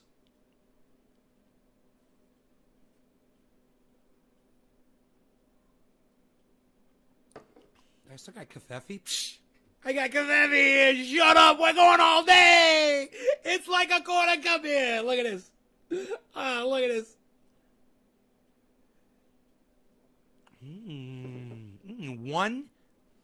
One tablespoonful of creamer with sugar in it.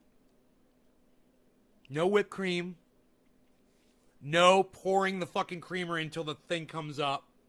Till I see it rise a certain amount. 1 tablespoonful. That's all the sugar I'm putting in my body, man. And once you kick sugar, I'm telling you, once you kick sugar in tiny little amounts, your body's going to destroy that shit.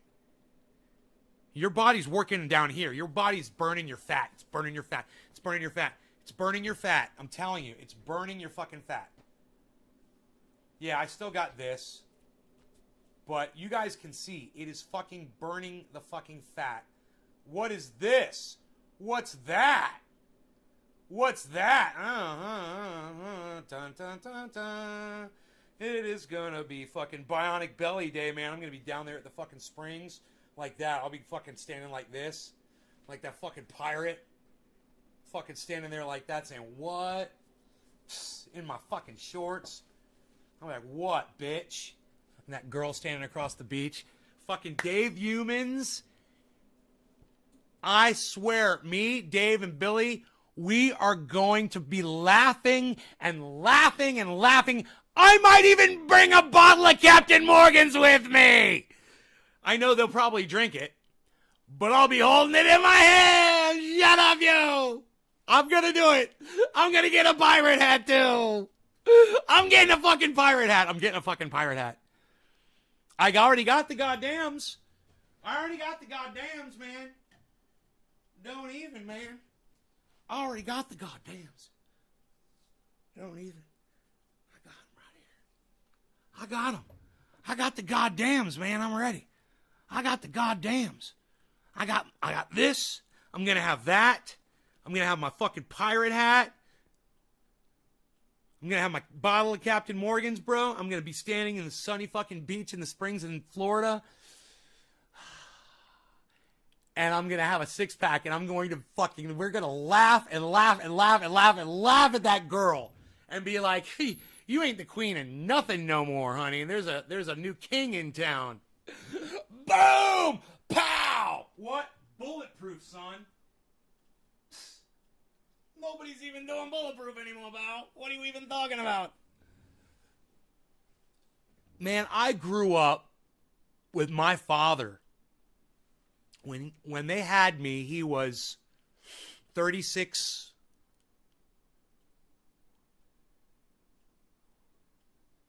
So he may have been 33 years old.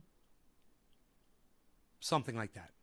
My father was a fucking Greek god.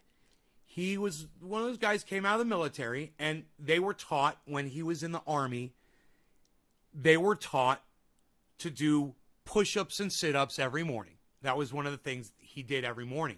He fucking did it after they had me. My father was still doing that shit.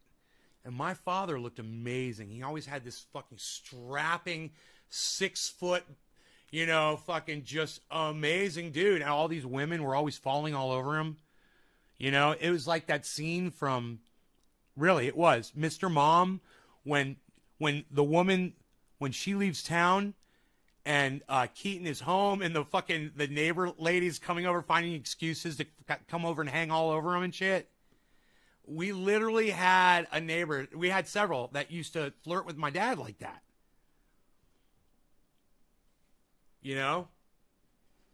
So I lived in the shadow my whole life. And I never let it bother me, really. I just did my own thing, and I just kind of watched You know, and I was like, yeah, that's crazy. You know? But my father, his physique was just, it was the way a man should look, man, you know? He fucking had a fucking chest. He didn't have a belly. You know, he had the kind of biceps I don't have like my father has. My dad's biceps, they come from like way up here and they go way down and then they go down like that. He's got like these giant arms. And he's got pretty big triceps too. And you know, legs, the whole thing, man. He's fucking my father. You know, he's just a big dude. And he was in great shape. He could not get me to do that shit. He tried, man, but I guess I was stubborn. I guess I was a stubborn little kid. So I was always chubby, man. I grew up, you know, a little overweight and self-conscious of my belly and stuff like that. And I kind of didn't like to be out because, you know, with my shirt off because I had love handles and shit. And I just, at one point in my life, I was just like, fuck it. You know, this is just the way I am and this is just the way I'm going to be. And I just came to terms with it. Just kind of accepted it.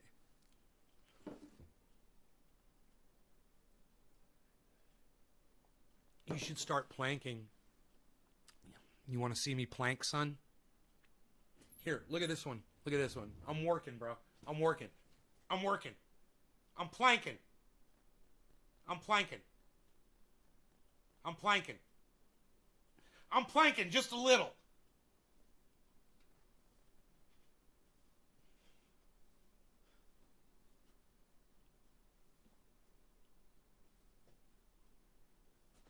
Oh. I'm planking. There. I like to plank. I should give planking a try. I do it every day on the fucking show. I hold positions, son. I'm yoga, man. I'm pro fucking yoga.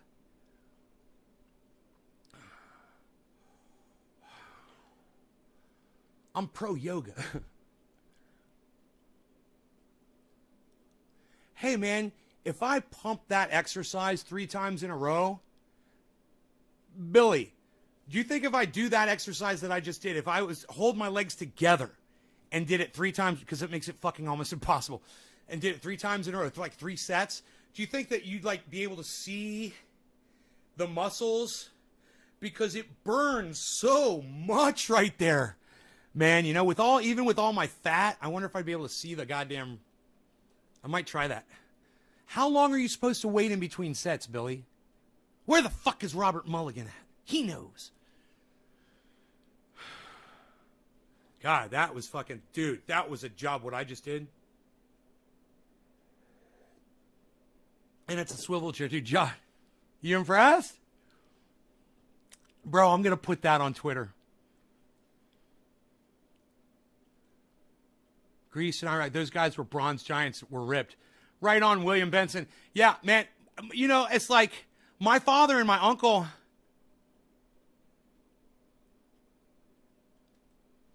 My uncle also with that kind of a physique, and he was also military, you know?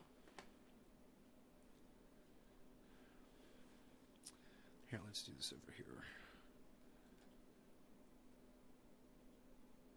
Wait. Oh, yeah, Twitter. Why aren't I just going to Twitter? Why am I such an idiot?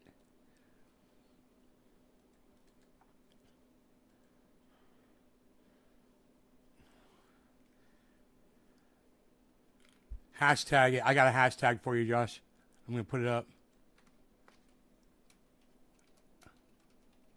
I plank. Hashtag I plank.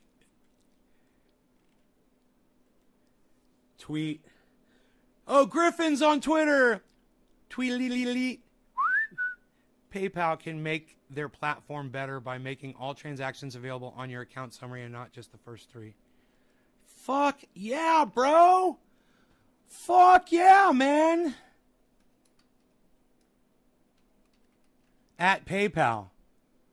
Fuck yeah. At PayPal. Support. At PayPal. UK. At PayPal. News at PayPal. Business at PayPal. You see how easy this is, guys? Anybody could do this. Developer. There you go. Look at all the PayPals. Look at all the PayPals I'm tweeting at. Okay, this is Nays Garden at crypto, CRYPTOC, crypto, C, culture, 420. Okay, at Nays Garden, at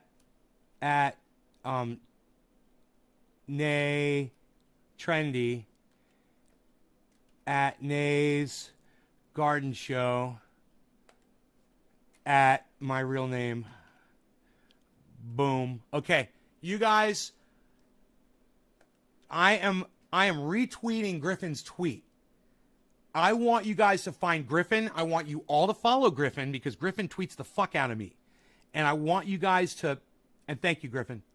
And I want you guys to retweet that as many fucking people as you can think of, like I do. Get crazy with the ats. Max out the tweets, guys. Max them out until you have no more room. Jean-Claude Van Damme splits with two chairs. Dude, no. Be connect.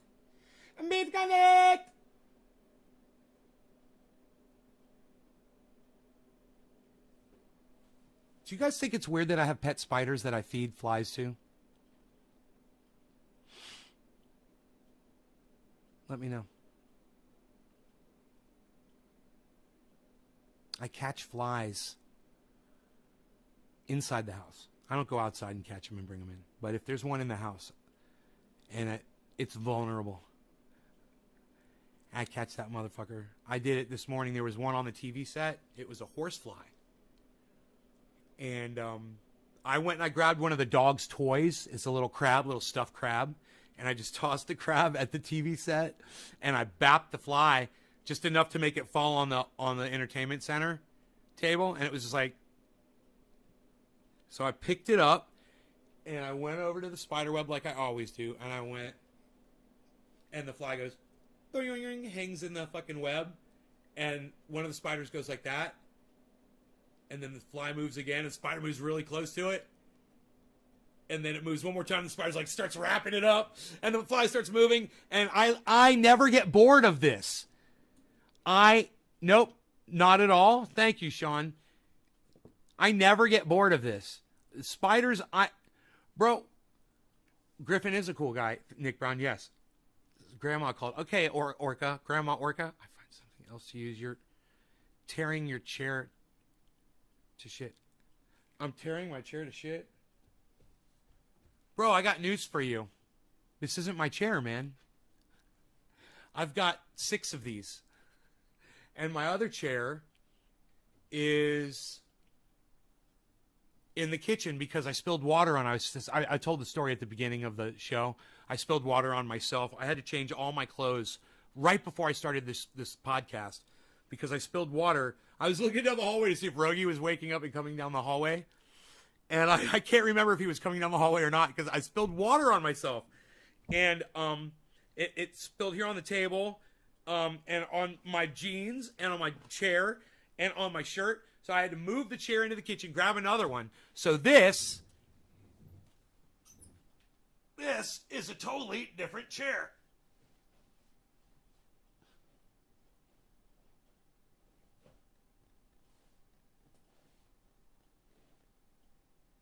I call that the bicycle pedal. I call that the circular bicycle pedal maneuver. Dude, this is one of the greatest exercises. I mean, if people had... I should fucking market a chair that's comfortable, that people can sit in, that's really sturdy. Right there. Just for this, man. With big fucking nice padded things that'll last forever. That you could put your hands on and do these exercises with. Because... And anybody that wants to do it can do it. You guys, I mean, okay, not everybody, but most people, even if you can't do this exercise, I could show you the easiest way to start. This is all you have to do. When you get up out of a chair, you use your arms, right? And when you sit down in the chair, you use your arms, right, to lower yourself down. So you just start being, this is how I did it. I just started being more conscious of that. And then I started doing it slower and slower. I started getting up slower out of the chair. And then when I'd sit down, I'd lower myself down. And, you know, as I got better and better at it, I started picking my feet up off the ground. As I was pressing down, I'd pick my feet up a little bit and take the weight off. And I feel the weight of my body. And that, it makes a big difference. But when you realize you can do something like this in 10 days, 15 days, you can drop, you know, I don't know how the UFC fighters do it, because those guys are like fucking magicians of their bodies in how quick these guys can go up or down. But when I started just dropping the sugar, and I saw and I understood what was going on inside my body by watching that doctor on YouTube, and he explained it to me. He said, when you stop eating sugar altogether, your body was eating sugar. Your body's eating sugar and producing fat, eating sugar, producing fat, eating sugar, producing fat. When you stop eating sugar, your body starts eating the fat because it has no more sugar to eat. It starts eating the fat and it stops producing it. So it's like a double whammy. Not only is it eating and living off of this, but it's not making it anymore. So that's why I can have a little tiny bit of sugar now, because my body's just going to fucking destroy this. And this is probably all the sugar I'll have all day. And once again, it's 1 tablespoon. I'll tell you how much sugar is in that. Oh, what am I doing? Dude, I'm supposed to be like really smart. I'm like, why am I getting up? I'm supposed to be a problem solver, man. I'm supposed to know shit. Like, I've got bottles in the fridge back here that I keep of this stuff. Okay, this is, here we go. There's no way I'm going to be able to read this. Ooh, hello, gardeners. Ooh, look at the garden. Ooh, look at the plants. Ooh, ooh. Look at the breezes. Oh, there's fans. They're lovely, lovely fans in the grow. Look at this. What is that? Why are those there? I wonder. Let us see here. Oh, okay. I'm supposed to look at something here. Let me see what we've got here. Oh. Sugar. Oh, lots of sugar. 1 tablespoon has 5 grams of sugar. That is a lot of sugar. 5 grams of sugar. This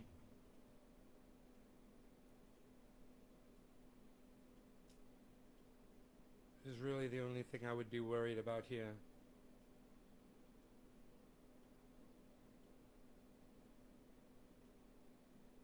Cane sugar.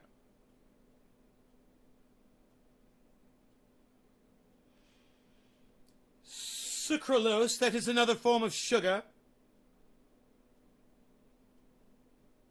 Salt. You know, they have to put extra sugar in to cover the taste of the salt.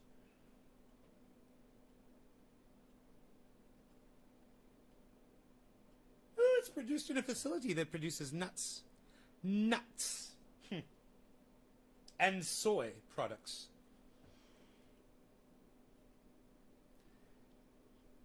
Can you link that video for us again, Nay? Yes. I know what you're speaking of. Never fear, sophisticated Nay is here. I can find it for you. Let me see what we've got here, folks. The YouTubes. We'll pull up the YouTubes. Oh, he's watching a video he wanted to talk to you about here. I remember this.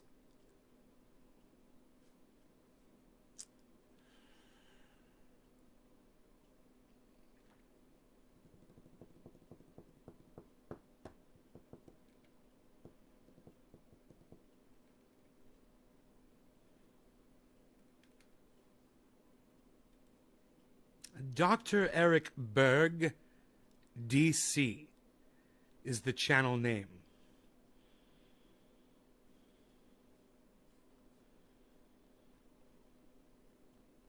Oh, are we dropping frames? What adventures did you come from? What do you mean, what adventure did I come from? What exactly does that mean?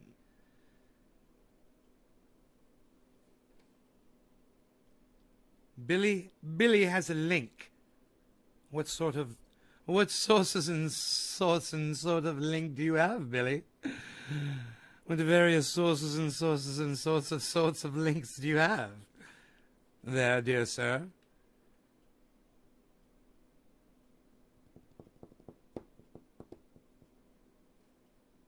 Oh, I do appreciate this video.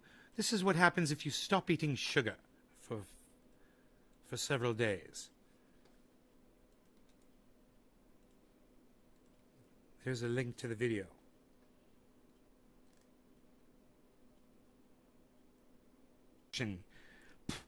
Pinoy grower. It's a little messy here. He's so dirty. He's so dirty. This whole area needs to be cleaned up. Ooh, pumpkin spice. I love it. I don't know why he puts creamer in it. He ruins the whole flavor.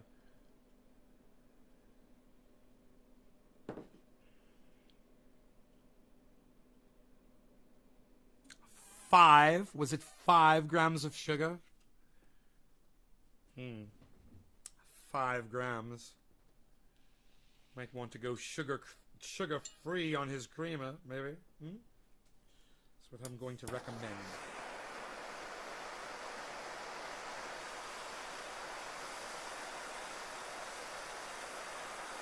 Oh, I see. Since he smoked the entire dab last time, there was absolutely no pre-dab this time. Very interesting. Duly noted, gardeners. Duly noted.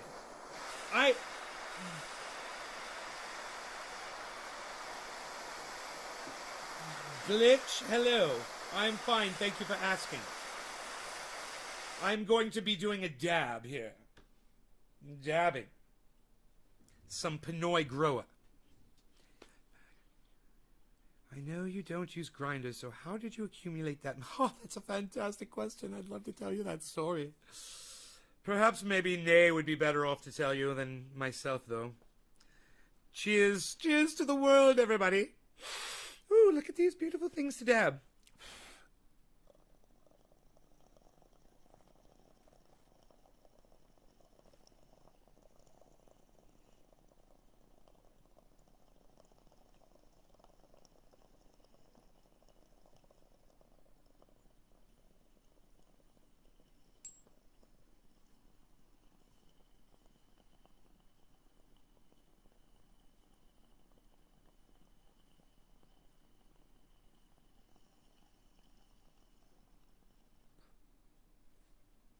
And there's no more smoke coming off.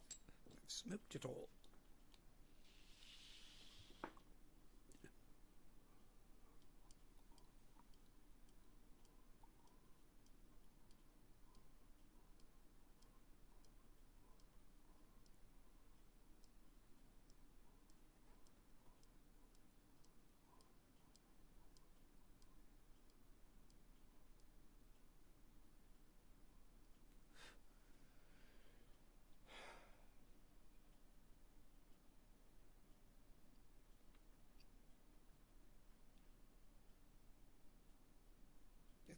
Very nice. Did you guys have fun with Sophisticated Nay? I can only take so much of that. So, you want to know where that bag of Keith came from? That is a great question.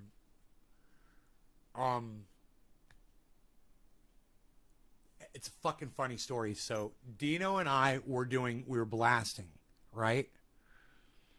And we had cannabis that we were blasting, and then we had the trim that was left, and there was a lot of fucking trim. So we needed, you know, a way to get Keith in a efficient way in a large quantity at a time. I had a product from my buddy. It was called, I still have it, it's called the Pollen Pail. And he, you know, manufactured this thing. It's just a 5-gallon bucket with a ring. You just got ring micro screens that go over it, different size, different micron screens to go right over the circumference, is it, of the or the diameter of the 5-gallon paint bucket. It's standard, right? These are all standard things, and those things are paint filters. They're standard paint filters. You could just buy the shit. But he put it all together and he called it the Pollen Pail. And it comes with 5 yellow hard marbles that are made out of hard rubber. And those go inside in the top. And you take your cannabis and you get dry ice, right? You get dry ice if you really want to do this good, man. You want to know how we did this? You get dry ice. This has got these rubber balls inside. It's a I could grab this thing. I'm sure it's in the back room, or it might be down in the garage, or I'm trying to remember where it is in the house right now. Oh man, it could be right there in the laundry room actually. I think it's in the laundry room. Should I just look, man? If it's there and I could show it to you, this would be way better than just describing it.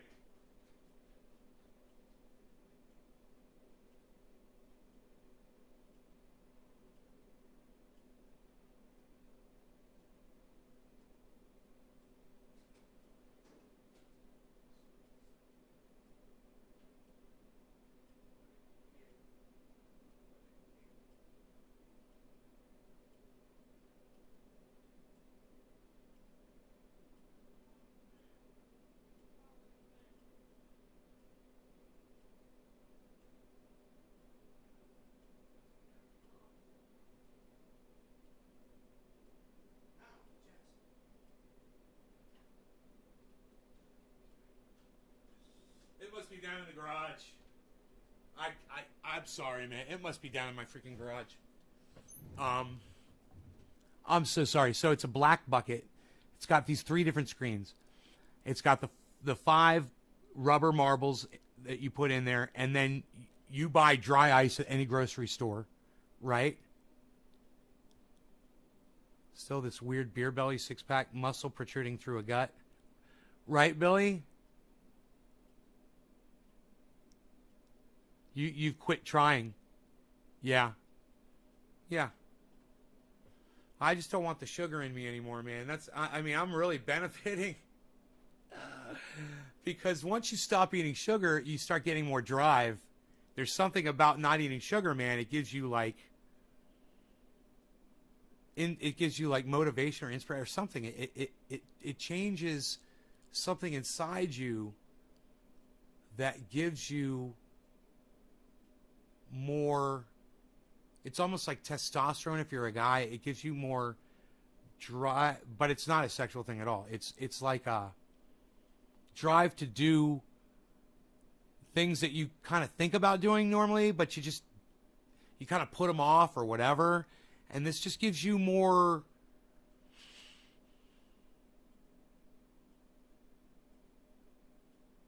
I'm just trying to think of the right word. You know, like when I'm doing these live streams, I used to just sit and be in the moment, you know, and do the live stream.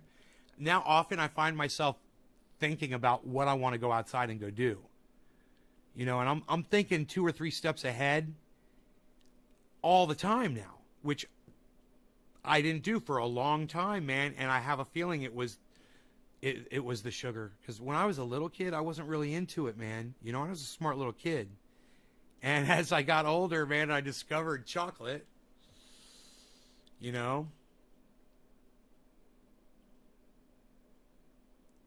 So you're wondering how we got all of this keef. Let me finish this story. And those of you that are waiting,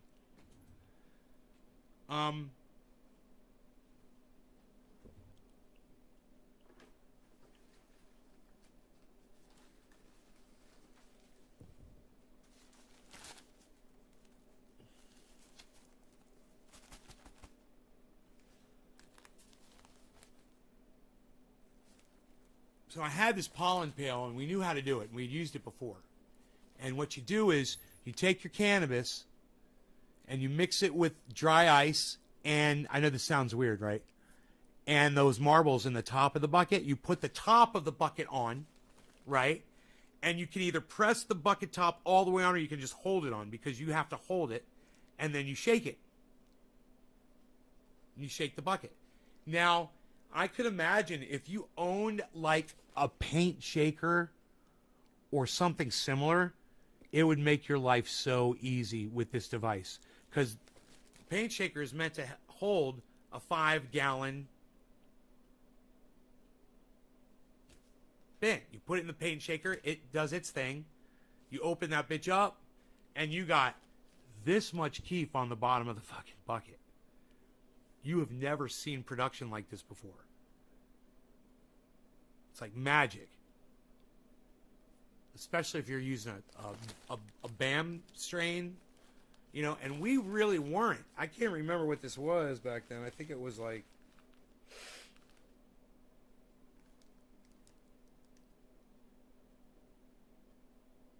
I can't remember, man. I can't remember what they call it. It's called something in black.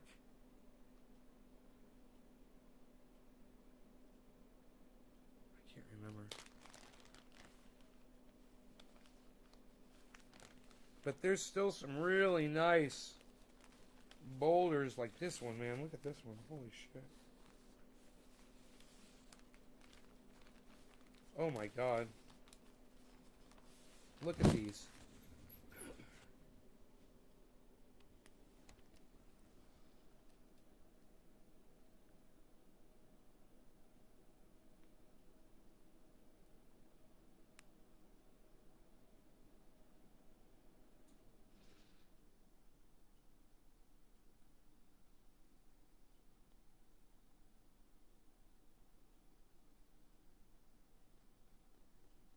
Believe this? I just got this shit laying around for years. For years. Just bricks of fucking keef hash.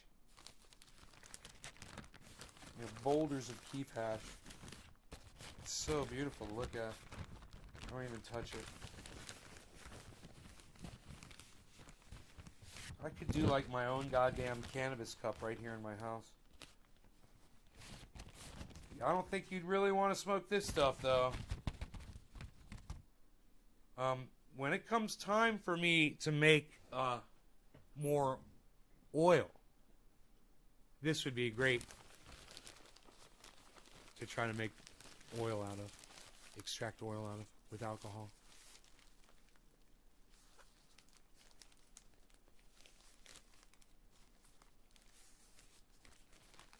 No, that's pure boulders of keef, bro. Pure keef boulders, man. So if I wanted to, I could press that into coins of keef. If it's still bouldering up like that, you know, because that shit started out as powder, and it just bouldered up in the bag. You know? I should get a picture of a whole bunch of those, man, you know? That'd look bad as fuck. Put it on my Instagram. I'm trying to think if I should put it on something. Or just,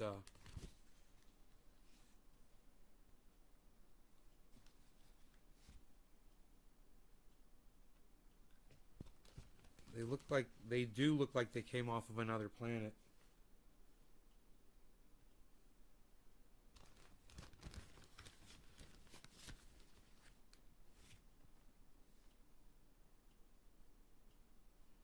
Oh, they look delicious. Bro, when I do it like this, they're looking so tasty, delicioso right now. Oh my god.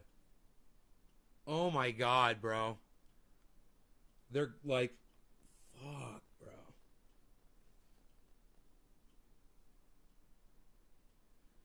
Get the fuck out of here.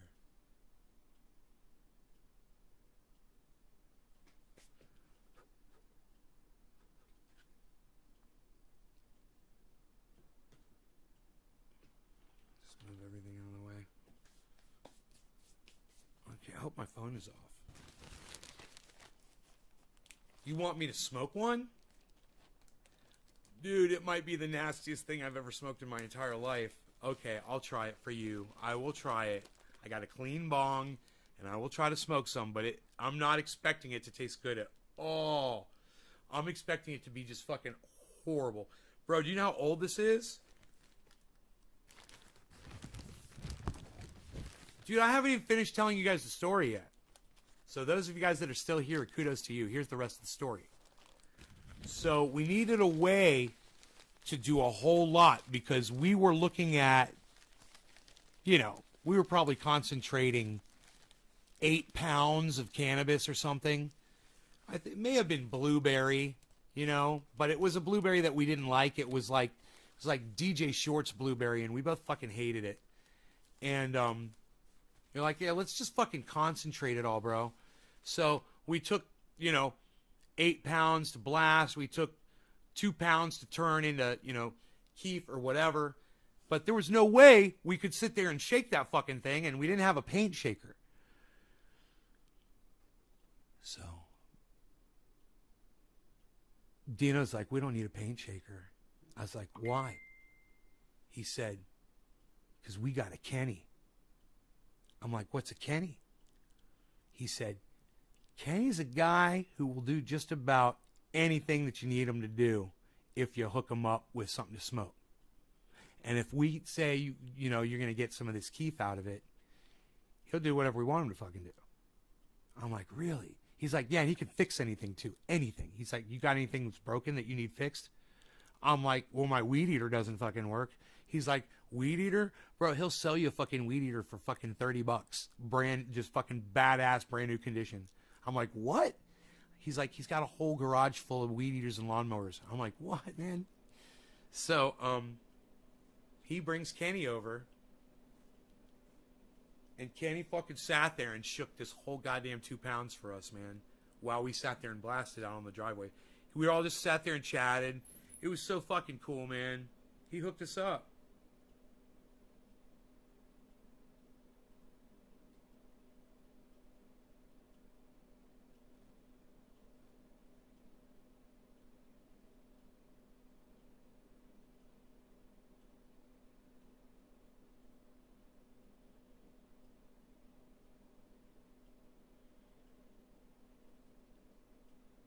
I'm sorry, let me turn this off.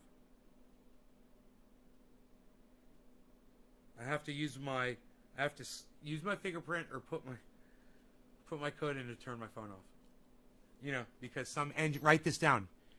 Because some engineer out there, maybe I should start writing it down. I always tell y'all to write it down. I don't think anybody is. So I'm going to start writing it down. Let's get rid of this. Oh, dude, was I dropping frames again? Where's your chat at? What happened there? Chat. There we go.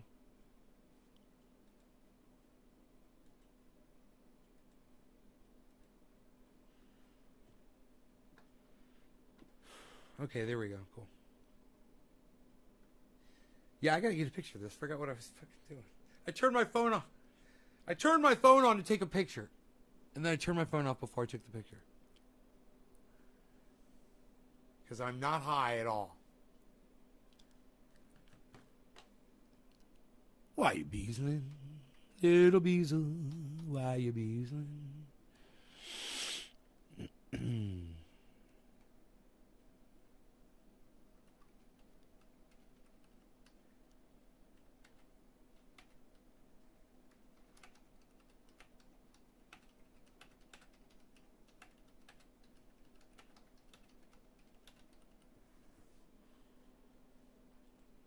There. I must now use the code to turn my phone off. Engineers. Oh. I had to reuse my fucking code again. Okay. Let me just do this and get this picture.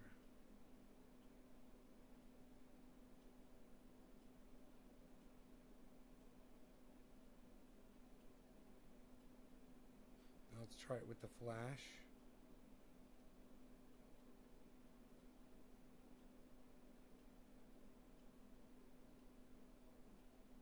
Let's try it like this with the flash. And now let's try it like that without the flash. Flash, flash, flash. Alright. Let's see which picture we like the best out of the four. First ever camera. No, that's that UK thing, right? That lady that they claim, you know, she had a heart. Actually, she had a heart attack, but they're trying to claim it was the cannabis that triggered it. It's the dumbest shit, dude. You know, they'll say that someone fucking in a plane crash died of cannabis overdose if, you know, they tested positive. Oh, yeah, it was the cannabis that killed him. It's fucking the UK, bro. It's all propaganda bullshit. I don't know which picture I like the best. That one's a little out of focus. That one's in focus. That one's really in focus. Oh, this is the one. The last one I took, man. It's going up on my IG. Yeah, son, what? Dude. Did I say computer?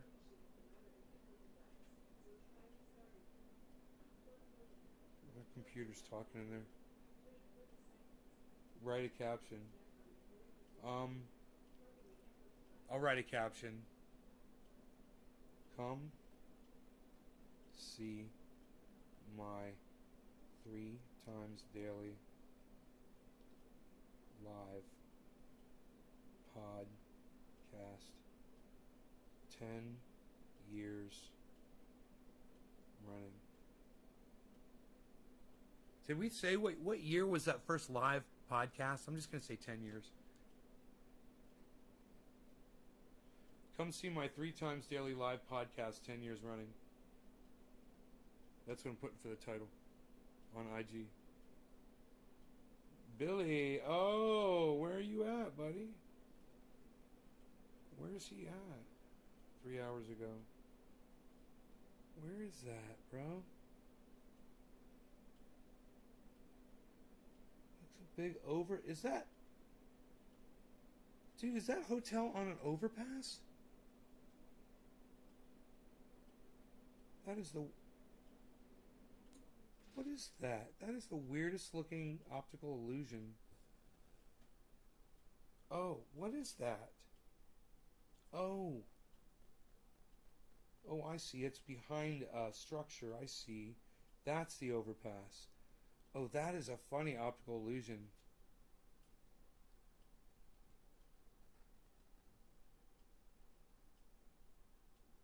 How do I say something?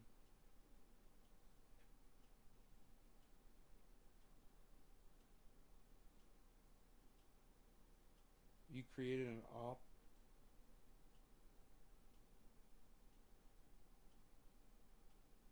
optical illusion.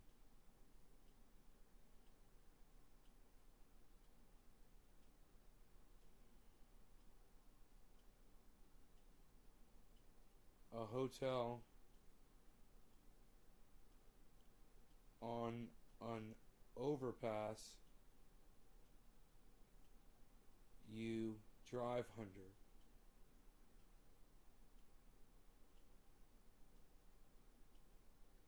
It's funny. This is one of my best buddies growing up. You created an optical illusion. Dude, look at this picture. It looks like you're literally driving under a fucking hotel.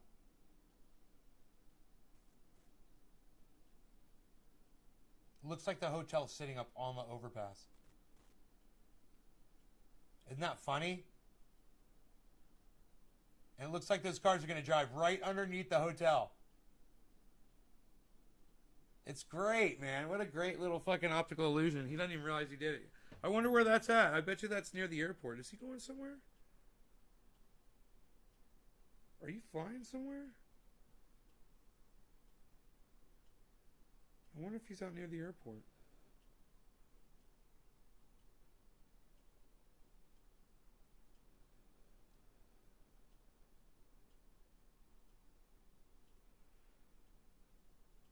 Close this.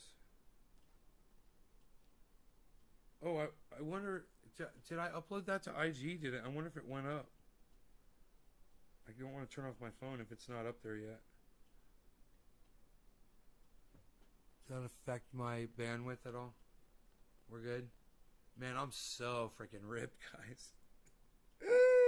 Give me a second. Let me just... IG. Okay, here we go. I just want to check and see if this thing went up.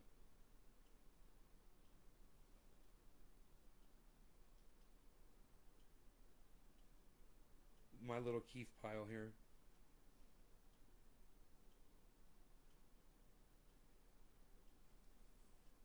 Yeah, it's still uploading. I'm glad I checked, man, because I almost shut my phone off, and it probably wouldn't have finished uploading.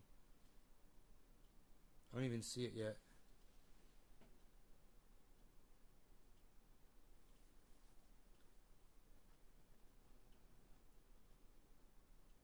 Dude, I'm sad.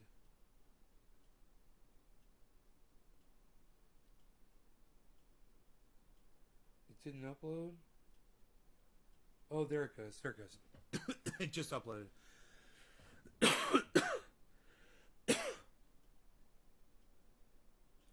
You guys, you know, it sucks trying to look at photographs on IG. It really does. But there's the photo that I went with. Because you could literally just see the texture. It looked like the surface of the moon. Nay's Garden Show on IG, guys.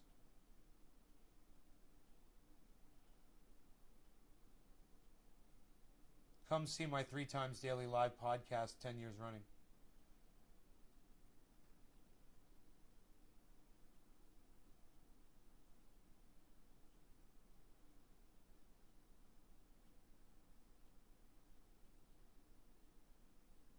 Just the texture of that just makes you want to land your little lunar lander right on top of that, doesn't it?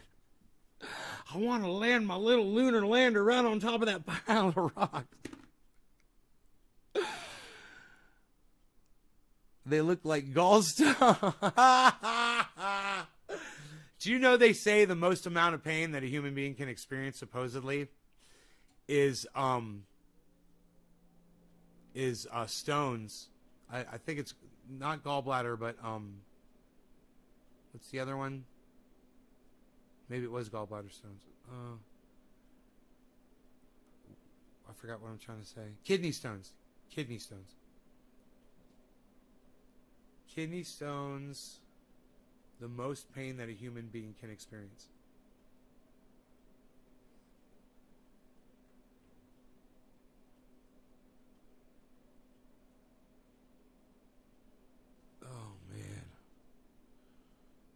Just even thinking about it hurts.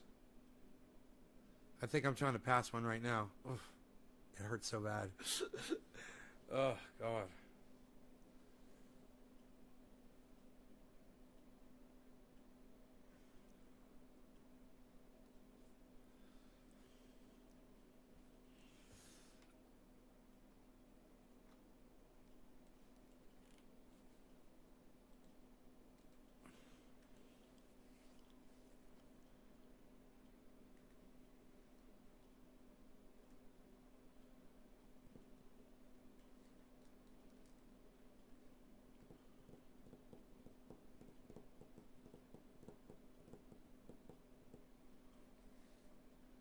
Oh, Baba Blue Jaws, I literally mentioned you earlier. Tree Min, son. Till quarter of the hour. Hutchison. Huh? Hutch.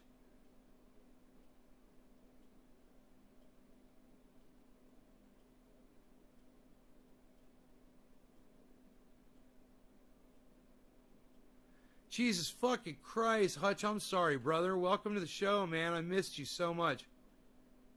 I didn't even see that you came in, man. I totally fucking missed you.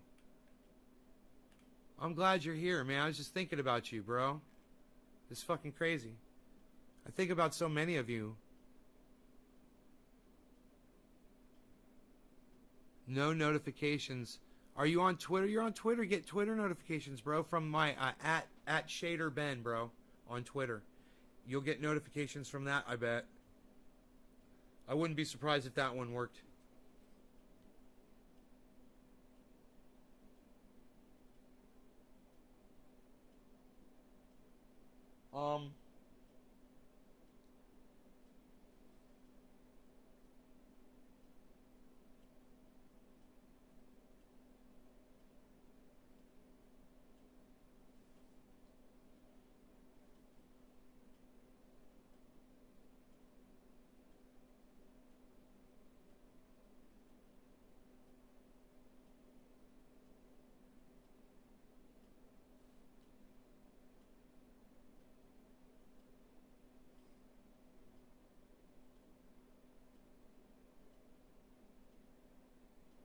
This guy destroys fucking Kyle Kalinske. He calls Kyle Kalinske corrupt.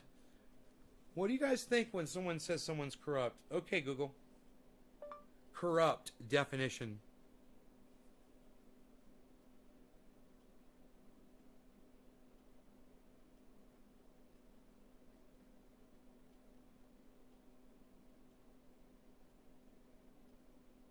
I guess Google is corrupt.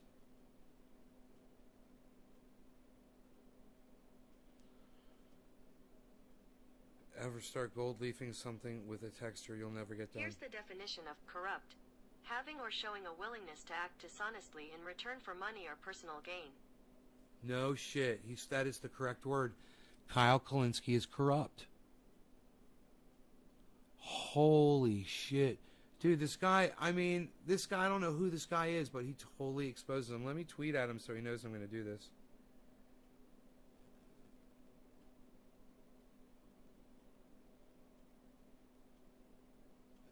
Can I message him?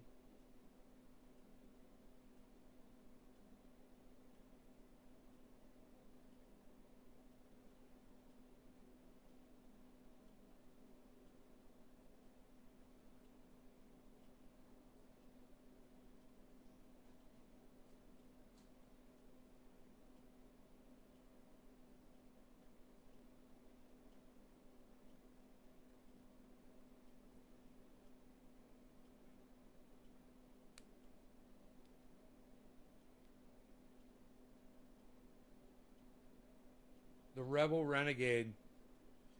This guy's name is Brad Stewart. At Brad Stewart 1347. Stewart. Stewart. Stewart. Stewart. Stewart. 347. At Brad Stewart 347. That's him on Twitter, right?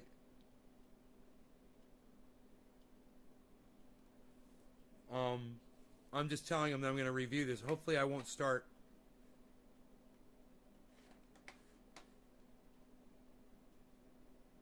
Oh, I had Twitter open all this time? Motherfucker. I didn't know it. So he might not have his Twitter Messenger on, which is fine.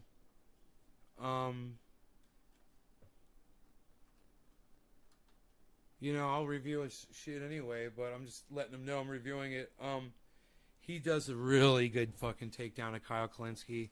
And just because Kyle Kalinske is corrupt, and he is corrupt, doesn't mean I'm going to stop watching him. But he is fucking corrupt. This guy is calling for the silencing of people. He says they should be purged. And I just disagree with that. Kyle has redeemable qualities. But it's okay to expose his weaknesses too, you know? So that's all I'm going to do with this guy right here. He's great. Is the Rebel Renegade, right? The Renegade Rebel. The Renegade Rebel. Hey, Lee Camp's live. Okay, the Renegade Rebel. Let me try that. The Renegade Rebel.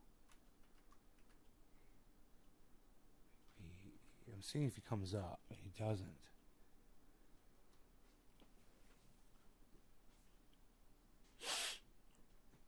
Renegade. Jimmy Dore, here it is. I got it. Rebel Renegades. The Renegade left. Rogie, you need to go outside, buddy. So what we want to do here, we want to go to 35 minutes into this video. I'm going to let Rogie in, and I want you guys to hear what he says at 35 minutes in, okay? That's right here. I'm taking you in a minute and a half before he starts, okay? Listen to all of this. A list of special guests. But I want to show you all this. Look who's on this list. Look, featuring on day one. This is June 20th of last year. Hillary Clinton. Now you see why. Now you see why Jink was opposing. Now wait, let me give you all a little more clarity here. Now, I want to show y'all some of the, look, these are co-chairs on Nancy's board. Okay? Now look at this. I want to show y'all this. Where's this guy? Look, Reid Hoffman. Look at this. This is the guy that owns, I don't know, I think, well, he sold LinkedIn. But this is the guy, the co-founder and executive chairman of LinkedIn. He's a billionaire. These are the people that Nancy is dealing with. She has billionaires on our board. But I want to show you this. Now, I didn't actually go in to look at everybody that's on here, but I'm pretty sure all of these are some rich people. But I want to show you an interesting name. Look who else is on her. Look who's on Nancy's board. Look at this. Jeffrey Katzenberg. Wait a minute. Jeffrey Katzenberg. Look. Wait. Here's Jeffrey Katzenberg. Jeffrey Katzenberg runs and invests in TYT Network as part of $20 million round. Here's Jake, got $20 million. From Katzenberg, who's on Nancy's board. So that's why he keeps running cover for the squad. That's why Kyle keeps running cover for the squad, because Kyle is a part of the TYT network, and undoubtedly he must be getting some of this Katzenberg money too, because he keeps saying, Jimmy said that the squad is corrupt. And Kyle nearly blew a fuse. They're not corrupt. They're not corrupt. What? They're corrupt. What are you talking about, Kyle? Guys, I just showed you. The proof. Look. Now all of this makes sense. Look, now all of this makes sense. Why he said, don't run against Nancy. Now this makes sense why he's saying, don't force the vote. Because look who's on this board. Hillary Clinton has been, Hillary and Nancy Pelosi are two of the biggest haters against Medicare for all, especially Hillary. And you think, because their donors don't want Medicare for all because it cuts them out of cash.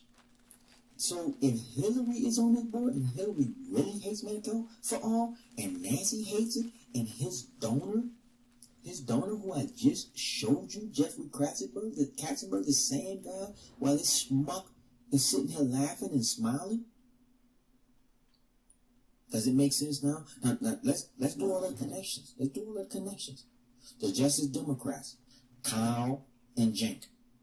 Okay? AOC and the squad. Okay? Joe Crowley, a 20-year veteran corporate Democrat. He gets knocked off by a Justice Democrat named AOC. AOC is tied to Jink. Jink is tied through his donor to Nancy Pelosi. So this guy Kratzenberg, and Kyle said it in a video. Kyle said, we did this to take out Crowley. And he said Crowley by name, and then he said other Justice Democrats. I mean, other corporate Democrats. And the lady that's running the corporate, the Justice Democrats, when she said our goal is to take out Democrats who we feel are weak and need to go. So that's what they do. Guy, the co-founder and executive chairman of LinkedIn, he's a billionaire. These are the people that Nancy is dealing with. She has billionaires on our board. But I want to show you this. Now, I didn't actually go in to look at everybody that's on here, but I'm pretty sure all of these are some rich people. But I'm going to show you an interesting name. Look who else is on her. Look who's on Nancy's board. Look at this. Jeffrey Katzenberg. Huh. Wait a minute. Jeffrey Katzenberg. Look. Wait. Here's Jeffrey Katzenberg. Jeffrey Katzenberg, Windsor Invest and TYT Network as part of $20 million round. Here's Jake, got $20 million. From Katzenberg, who's on Nancy's board. So that's why he keeps running cover for the squad. That's why Kyle keeps running cover for the squad, because Kyle is a part of the TYT network, and undoubtedly he must be getting some of this Katzenberg money. Kyle's part of the TYT network. See, we forget that. And this guy makes great freaking points. And if you've been following Jimmy Dore on this for the last couple of weeks, this right here is a great addition to give you more background on what's going on and why these people are doing what they're doing and why they're acting the way they're acting. Kyle Klinsky has a lot to answer for, man. With people like this out there that are calling him on his bullshit, it might have an effect on their viewership. This is the difference between him and me. I don't want to, as this guy says, purge these people. He's talking about purging TYT and purging Kyle. These guys birthed a movement, man. And, yeah, we know damn well that politics corrupts every single person that gets involved in it. It might not be why they originally got in, but it gets to them eventually. But the one thing we don't do, and I know you're new here to this space, but the one thing we don't do is request the people we disagree with or people that we find corrupt, which a lot of people are corrupt, bro, don't get a voice. Everyone gets a voice, and you need to learn that. So I hope you do, brother. I hope you learn that everyone deserves a voice, even when they're fucking lying to your face. Hey, man, some people want to be lied to. Who are we to judge? We are living under a First Amendment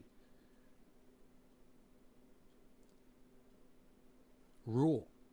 And as long as you and I both agree to live here in this country,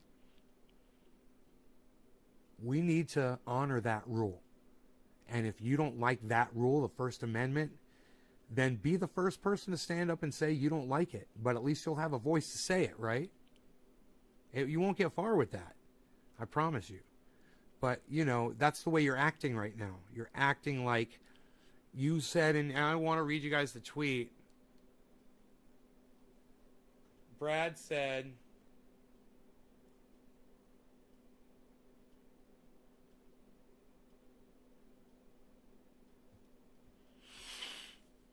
what is it in the description of this video he says this, or is it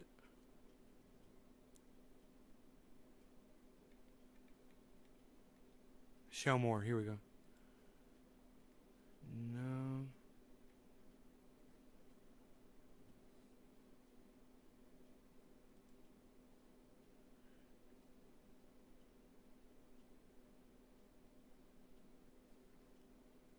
Yeah, he says, Thanks for the thumbs up. This was a response to me, guys. I want you to see, because these are his words. It wasn't a tweet. It was he responded to my chat under his video. And it says this.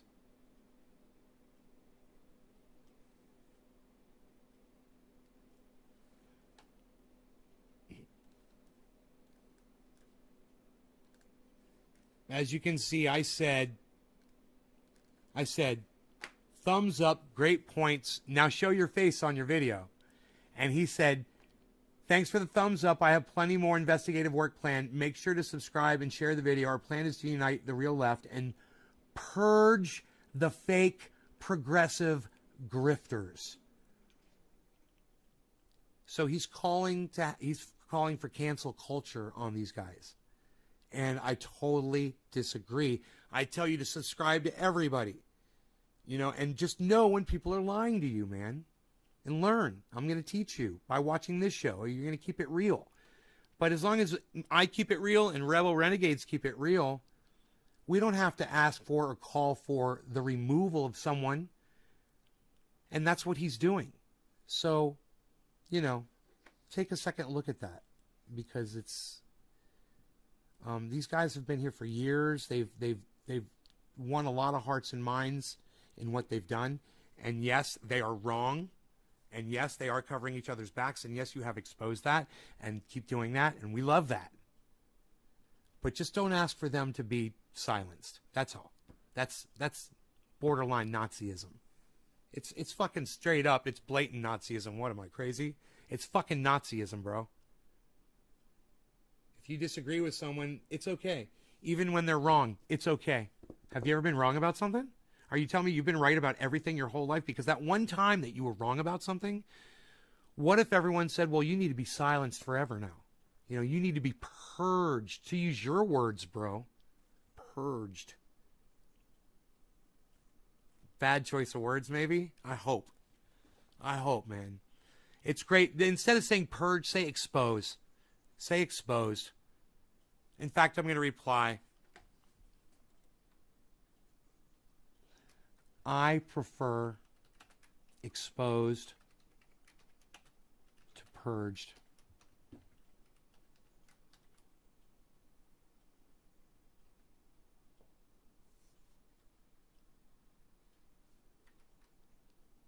I don't wish to cancel anyone.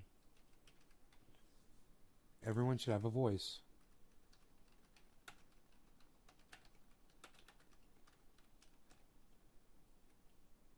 You know, and if I've called for the cancellation of people in the past, which I'm sure I have, I did it out of stupidity.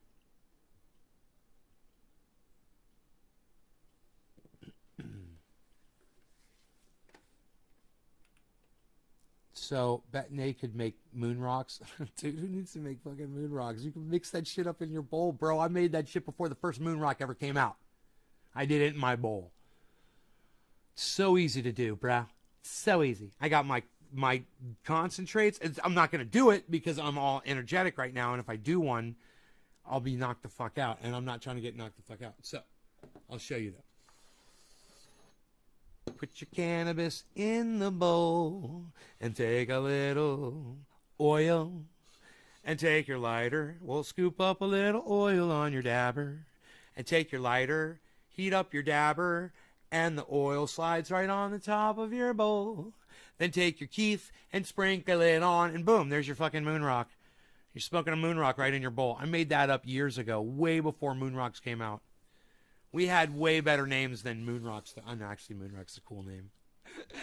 Especially because they do look like that, you know. But mine are pure keef rocks. People are going to be like, moon rocks, moon rocks, moon rocks. They're all going to think they're moon rocks, I bet. And I'm going to be like, nope, it's pure keef. That's hash. That's fucking keef hash stones. Keef stone. Man, we used to have a guy used to come in, goddamn Keith Stone. I wonder what happened to Keith Stone, man. Keith Stone.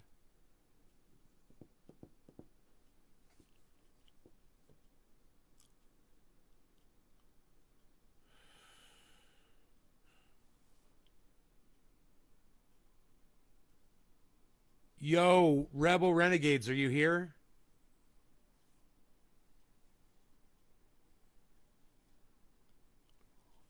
Hit me up if you are, bro.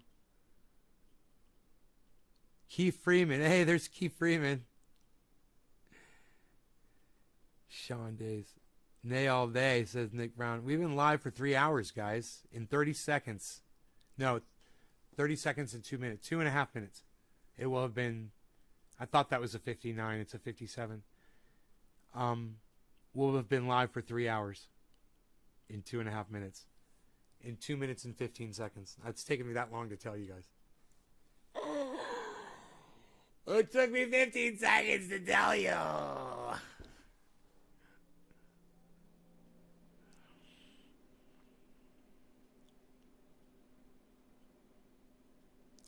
Dude, I have so many fucking titles with Jimmy Dore in the title. His name in the title. None of my videos pop up here.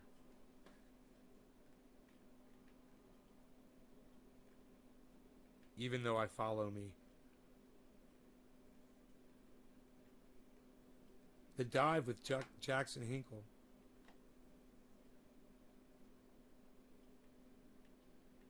Stopped into Jackson Hinkle's. A couple of you guys super chatted him. You know, and I really appreciate that. Did you guys notice what happened in there?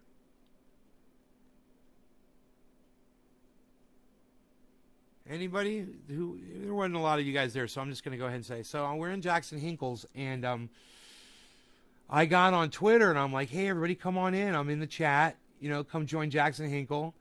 And we'll check out the show, and we'll get in the chat and stuff, right? I tweeted that all over on all my Twitters, man, you know? And some of you guys came over, you know? We hopped in, and we were watching Jackson and shit. And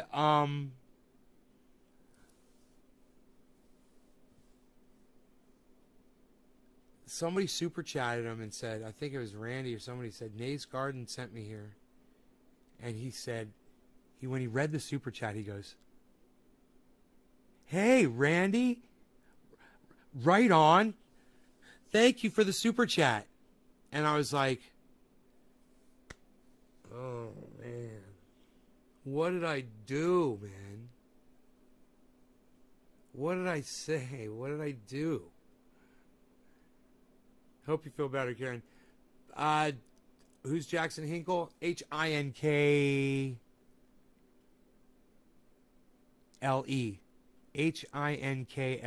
Jackson Hinkle. He's a really good podcaster, man. Talks to his audience. Fucking talks about current events. He's really well versed on foreign affairs, bro. He's young and he smokes cannabis. He came on my show and he did an interview, bro, the other night. It was great. It was great. We had a great interview with him. Next day, I brought a whole bunch of people over to his show because he was live to go support him. We all went in there, and it's like he didn't acknowledge me or anything, and I was like, I felt kind of weird. I felt kind of like, whoosh. I was in the chat, like saying hi. Everybody in the chat was saying hi to me. Even his admins were and shit. And he did not recognize me at all. He's reading chats around my chat. And I was like, wow, man. He's not even going to say hello. I mean, I expect him to say, hey, I had fun last night. Nope. Like, he doesn't want his viewers to know. I don't know, man. That's how it felt. It could have just been like, you know, I get that blind spot sometimes. You guys will come in, and for some reason, one of you will keep talking to me, and I just won't read them out loud, and I don't know why. It just happens sometimes, you know? And it's like that may have been what happened to me and him last night.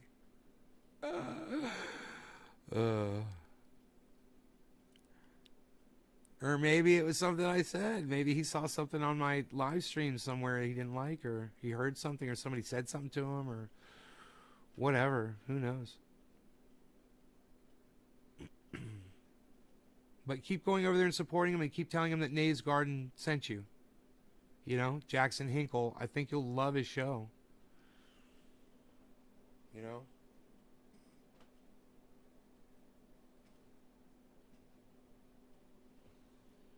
He's talked too much with the trendies in a short time. Like he felt uncomfortable.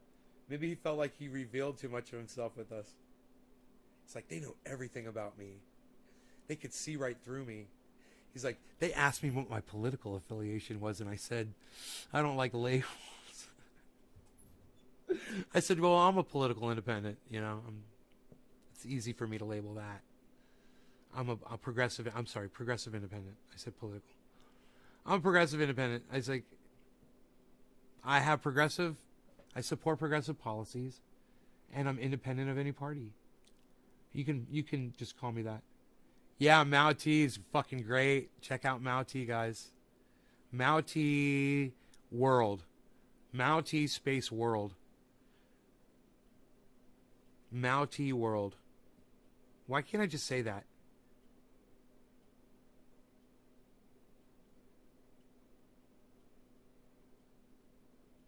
Bye, Karen. Feel better.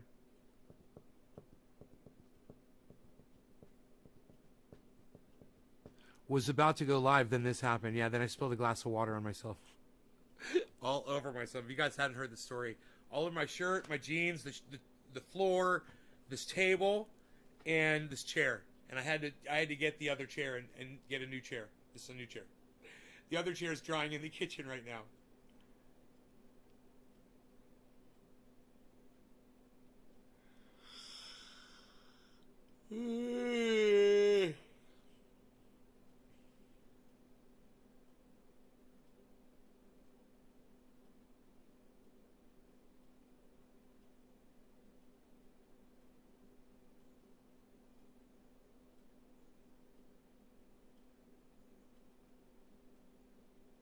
My God, I'm fucking hungry. It's about time I can start eating. You know, last night I had a sugar craving. I don't know if I told you guys this. So instead, and I think it was this last night or the night before, I literally went through my freezer to see if I could find ice cream, and I couldn't find any.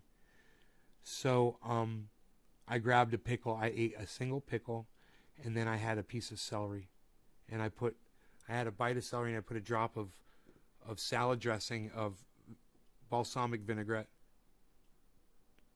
on each bite. One drop. It was delicious. It was fantastic. And then I went down in the grow and I worked for 2 hours. And I got that grow kicking some ass. What, son? I spend way too much time on this live stream. I love you guys. Listen, I can't believe so many of you guys are watching the show. It's been pretty solid, man, last few days. And I just want to say thank you. I know I was screaming at the beginning of this one, man. I hope that doesn't ruin it for me. Sometimes I do that, man. I don't know. Maybe I could stop. I don't know. Maybe the more testosterone that builds up in my body from, you know, just exercising, working out, and eating better and all that shit, maybe it'll make me more ferocious, man. I don't want to be like that.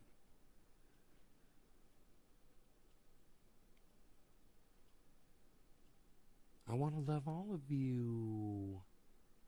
You should see how I am with Rogie. He's outside right now. He's my bees. You want to see how I am with Rogie? I'm going to show you. This is how I am with my dog. Let's pretend the show's over. All right? After show. Now it's after show. Show's over. Show's over. Definitely no show. Not going to be a show. Not a show. No show. Not going to be a show. Rogie.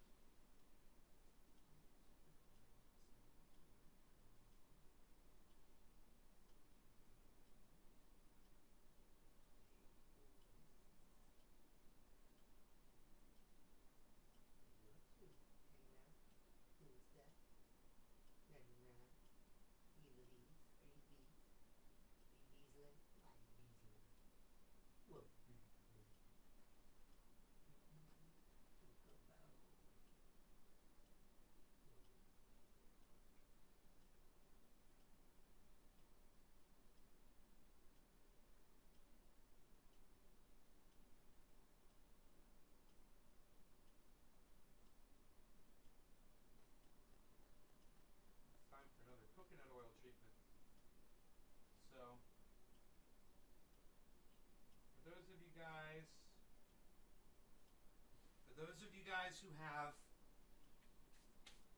dogs with dandruff, and Rogi's got a dandruff issue, I'm going to show you a little trick to get rid of the dandruff. And when you do this, it works for like almost a week. It can work for up to a week depending on the length of the hair. Watch this.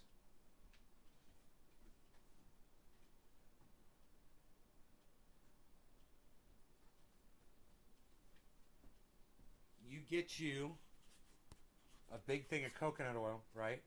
And put your hand in here and get a nice scoop. A real nice scoop. A big scoop like that. Okay? And just leave it in your hand. You're eventually going to melt this into an oil in your hands, right? It's the best way to do it. Is just let it melt in your hand. It'll melt really fast. I'm going to do this.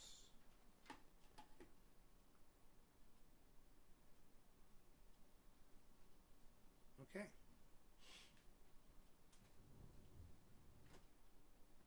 Just melt the oil, and he loves this actually. He loves when I do this. You could press your hands together to melt it faster.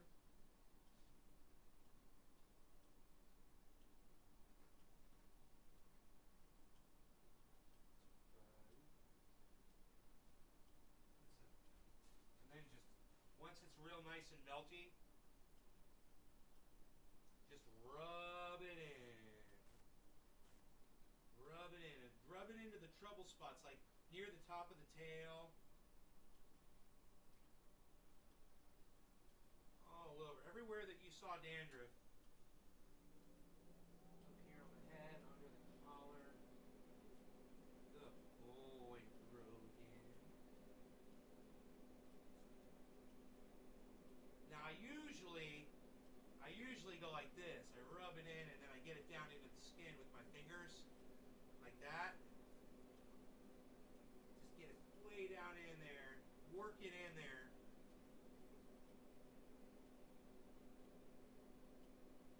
And man, he likes it, number one, and number two, he won't have dandruff for a whole freaking week.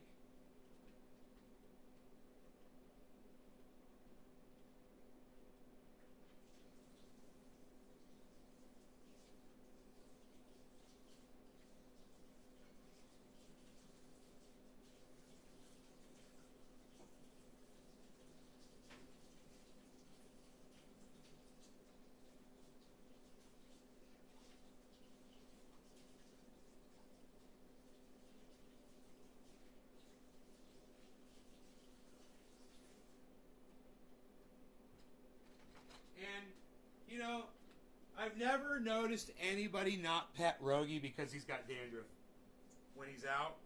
But it certainly does make it more pleasant for people, and it's more comfortable for the dog. You know? It's win-win for everybody. Because he's less itchy, you know? His skin's not irritated. Hey, Esteban. Esteban! So, that's why I keep copious amounts of coconut oil. You know, it's such a...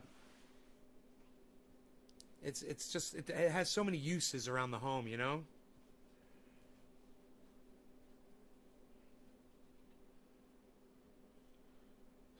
Cafefe? Oh, yeah. Mm-hmm. I'm still here because I got coffee. Did I do my third set? I didn't even do really the second set, did I? You gotta look forward. See, if I look to the side, then I fuck up, and I'll hurt my neck.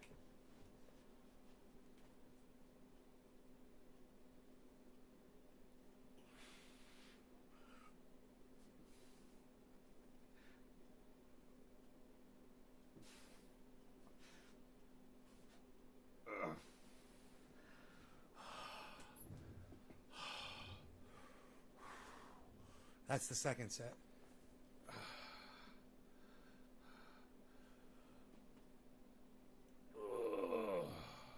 Almost, man. I'm going to keep working on it.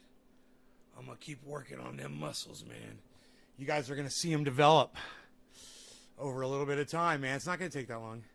The fact that they're already this far, it's not going to take that long. I'm watching it happen.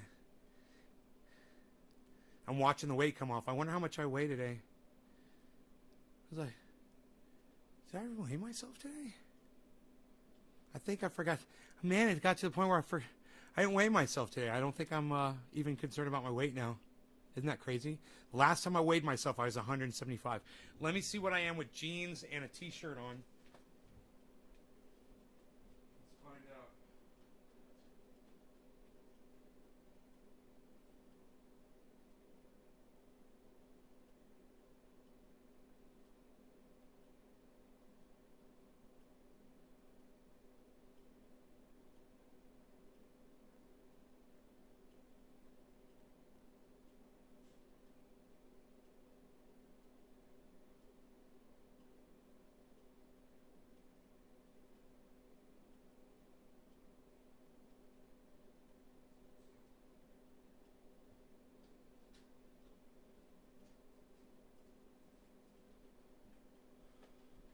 Man, I'm 177 on my scale with the clothes on.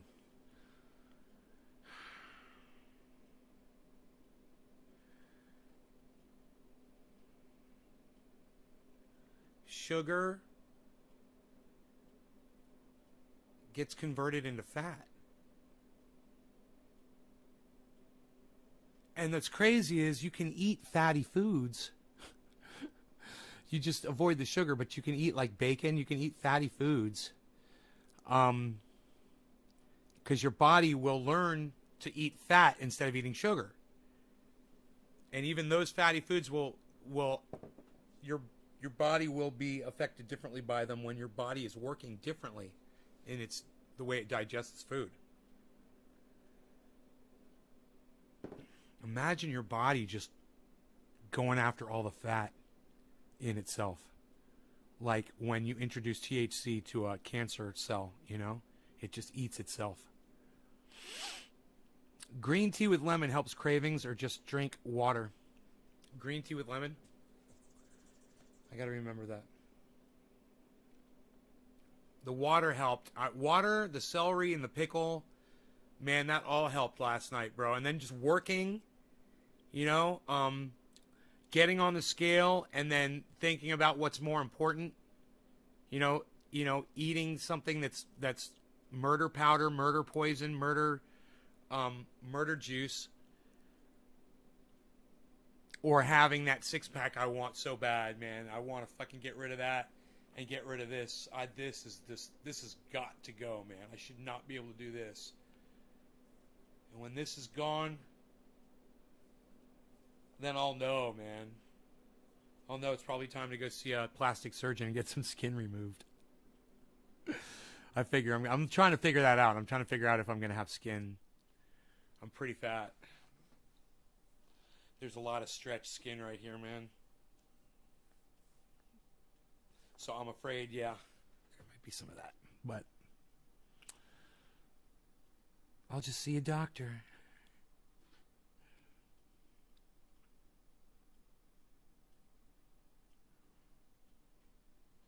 You've learned a lot about food from this show. DC Fishing, thank you. I've learned a lot about all of this stuff from you guys too, man. Just from feedback from the audience. And watching these YouTube videos, man. That Dr. Berg guy, man, he's changed my life, man. I listen to him. You know why? Because when he's talking to you and you're looking at him, you're looking at his body, and his body is a perfect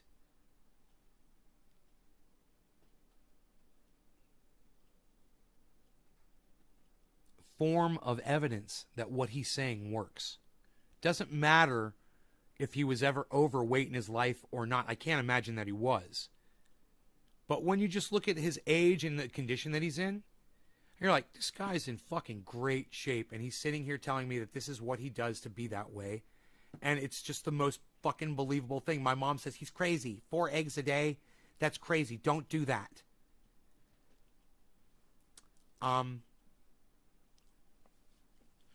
Do I swim?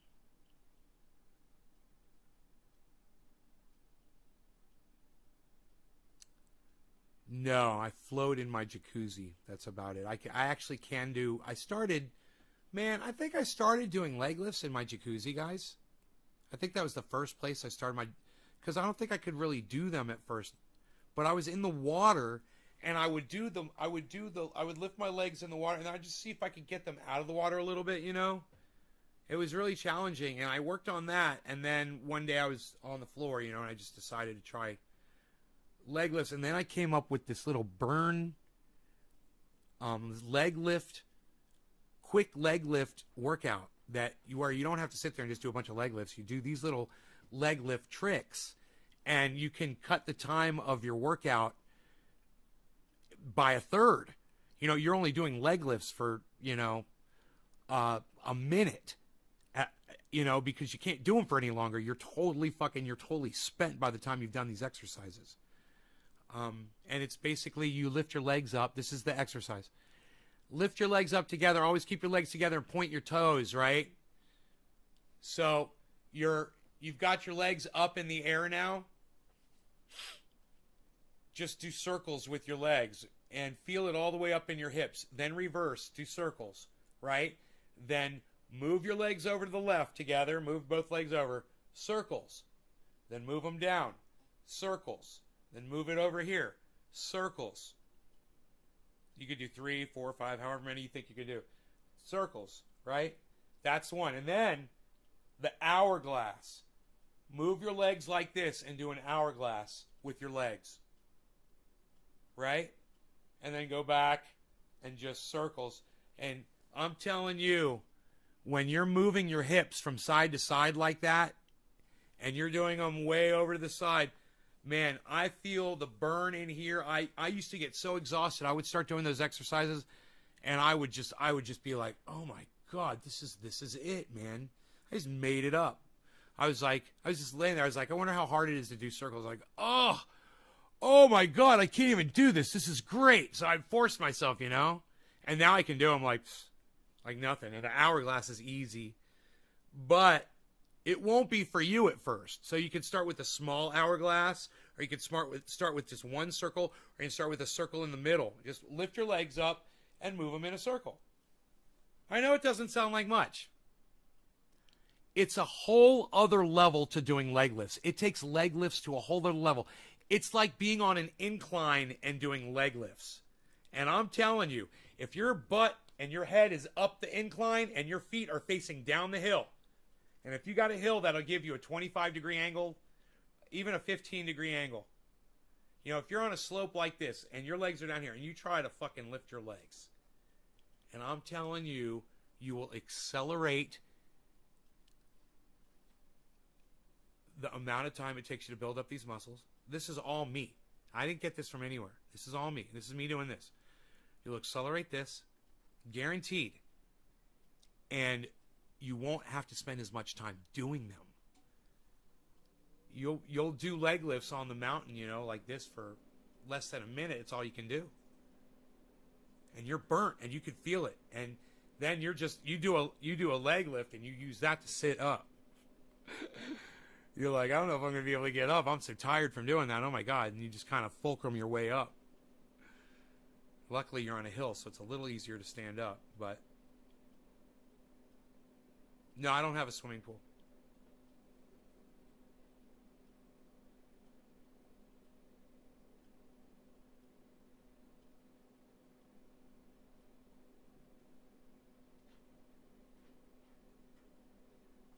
What's up, Beasley? Huh?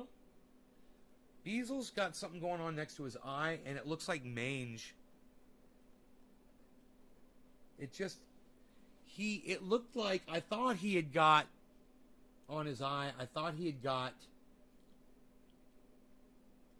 been in contact with any other dirty dogs lately?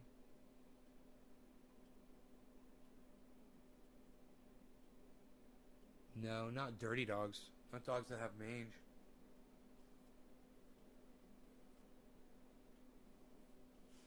Thought he got a scrape on his eye. But now it looks like it's gotten bigger, man. It looks like it might be something else.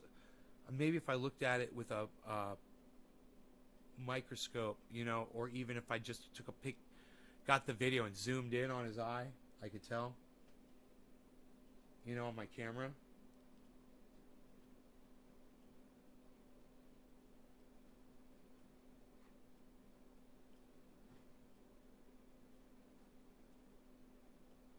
Yeah. All right. I'm going to get a video of his eye here.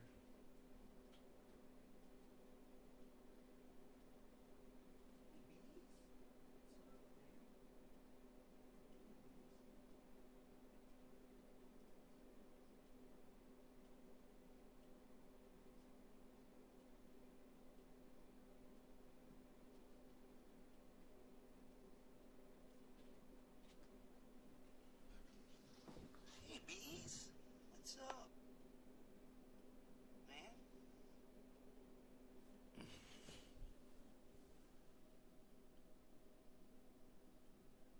He's got such beautiful eyes. Look at him. So cute.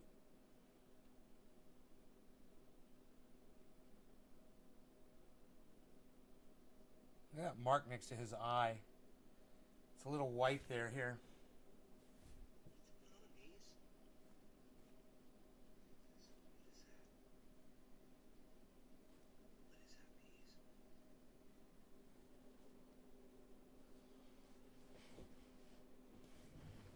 No, Kyle has put himself in a really bad situation. He should have called. If he had just called out Anna, he would have been fine. It wasn't sexual harassment. He needs to be able to see that. It was not sexual harassment. Jimmy is not a sexual harasser. I mean, and he made a really... And he knows that the Young Turks are pigs. Poor decision. Anyway, we've dropped in viewers a little bit, guys, so I'm going to go ahead and go. I'm going to use this as my out. Thank you guys so much for sticking with me. I still got coffee, man. I can't go anywhere. I still got coffee. I'm not going anywhere. I love you people. As long as I got my coffee, I love you. I like to drink my coffee with you. What can I say? So it looks like hair loss right there by his eye, but it looks like it's kind of spread a little. But I don't see any actual mange. I mean, I don't see like a growth.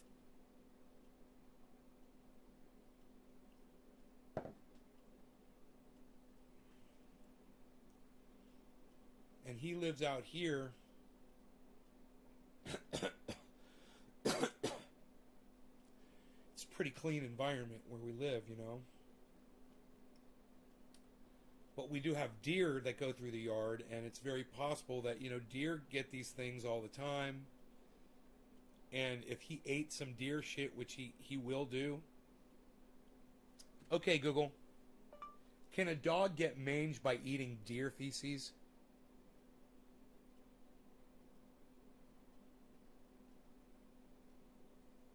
According to WAG, scientifically referred to as interspecific coprophagia, eating feces can lead to a variety of problems including stomach issues, internal parasites, and believe it or not, tooth decay.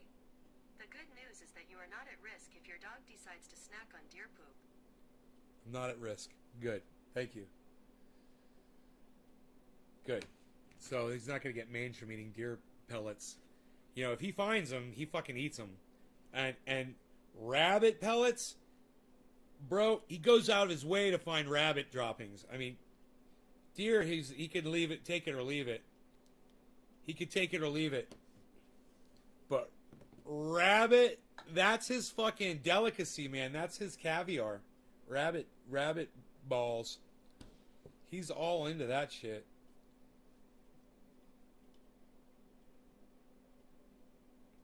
Yeah, mange is a colony of mites. Yes. They're very small. They group together very tightly. And they form a crust. They're just like, you know what they're just like, bro? Hemp russet mites. They do the exact same fucking thing. They form a mange kind of crust, orange, on the plant. Because they're all a bunch of little crabs. If you look at them with a microscope, it's actually kind of cool, bro. They literally look like little crabs, bro. They're fucking... hemp russet mites. When you look at, cool, everything's all right. I was like, the gun's back there. I got to make sure.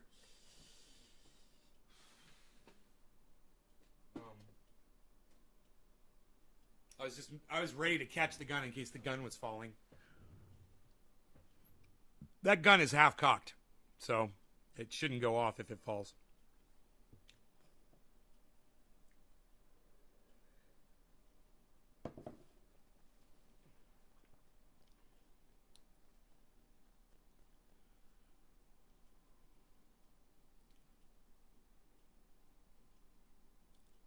Exposed sounds less violent.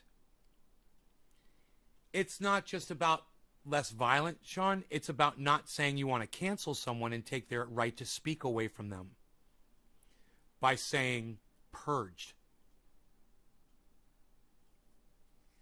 Purged is the wrong word. Even if you're saying purged from our community, purged from our space, purged from YouTube, you're talking about silencing someone. You're talking about violating their First Amendment rights when they have not violated the First Amendment at all. Lying isn't against the law. You know, not telling the truth isn't against the law. Deciding to not talk about something isn't against the law. You know, being loyal to someone who is a douchebag isn't against the law. And acting like that, you know, they want you to act so that they'll help you down the road isn't against the law. Or you feel like you're indebted to them for getting you to where you are today, it's still not against the law. You know, I would hate to be fucking Kyle Kalinske, bro. I would fucking hate to be him. But he has put himself in this situation for not keeping it real. And, bro, you have to be willing to cut your ties with TYT. If you keep it real and TYT cuts you loose and says they'll never talk to you again, whatever, so be it. Man, you know how many more people Kyle Kalinske would have fucking won over on his podcast if he had done that? He'd be fucking goddamn internet famous so bad. He wouldn't know what to do with all the extra subscribers. People love when someone like that keeps it real. Man, you were in a position where you were, you know, in the future able to benefit from this relationship with the Young Turks, obviously. And you let that go to keep it real with your audience. Your audience tells everybody about that. And this guy, Rebel, man, he wouldn't be there. He wouldn't be there on his YouTube channel calling your ass out. And I wouldn't be here on my YouTube channel, you know, showing my audience what he said about y'all. You know? We'd be instead like I always do. I'm always promoting you. And I'll keep promoting you, you fucking bought motherfucker. You know, you're loyal to the Young Turks. You're fucking bought. It's the same thing. At the same time, okay, we see who you're loyal to. You know, those are your buddies. They helped you. You guys did the Justice Democrats together. Cenk probably helped promote your channel. You know, helped you get your start. I don't know. And you're forever indebted to him. That's your problem, really.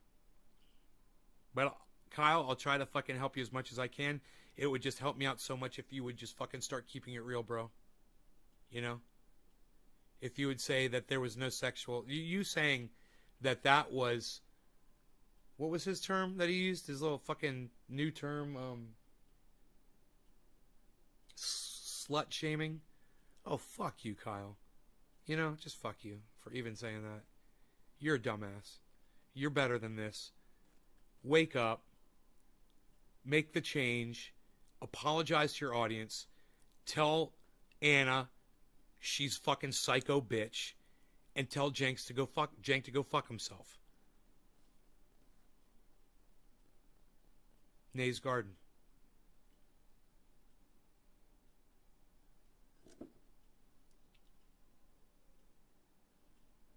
I got one more sip of this left, man.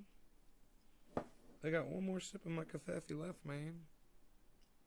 It's all coming to an end. 3.5 hours, guys. 3.5 hour show. Of all content.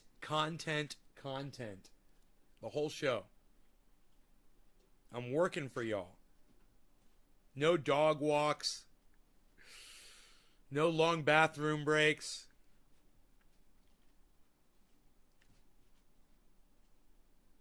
Anna reminds me of every psycho ex I've ever had, all rolled up in one psycho bitch.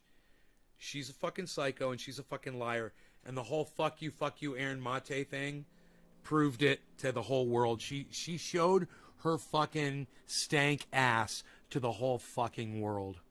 And I'm so glad she did, because I've been calling the Young Turks out on this channel for years. And thanks to the magic at YouTube, you can go back through my channel and you can see every Young Turks call out I've ever done.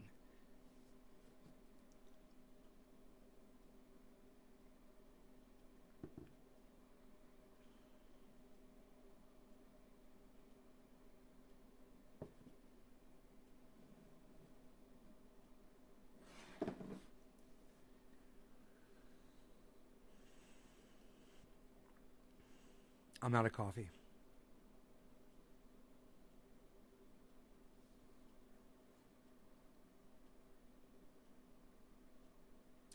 Listen, y'all, I love you guys. You take care, and I will see you guys later. I'll see you on the later show this afternoon, maybe around 4:20 or 7:10.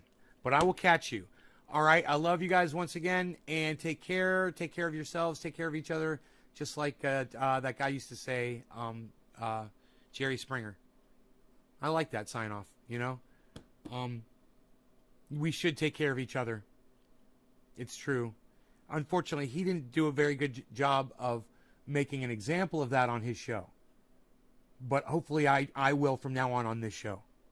You know, he's like, do as I say, not as I do. I'm going to try to be like, do as I say and as I do. Let's take care of each other. Love you guys. 20 seconds of me waving goodbye. Bye, guys.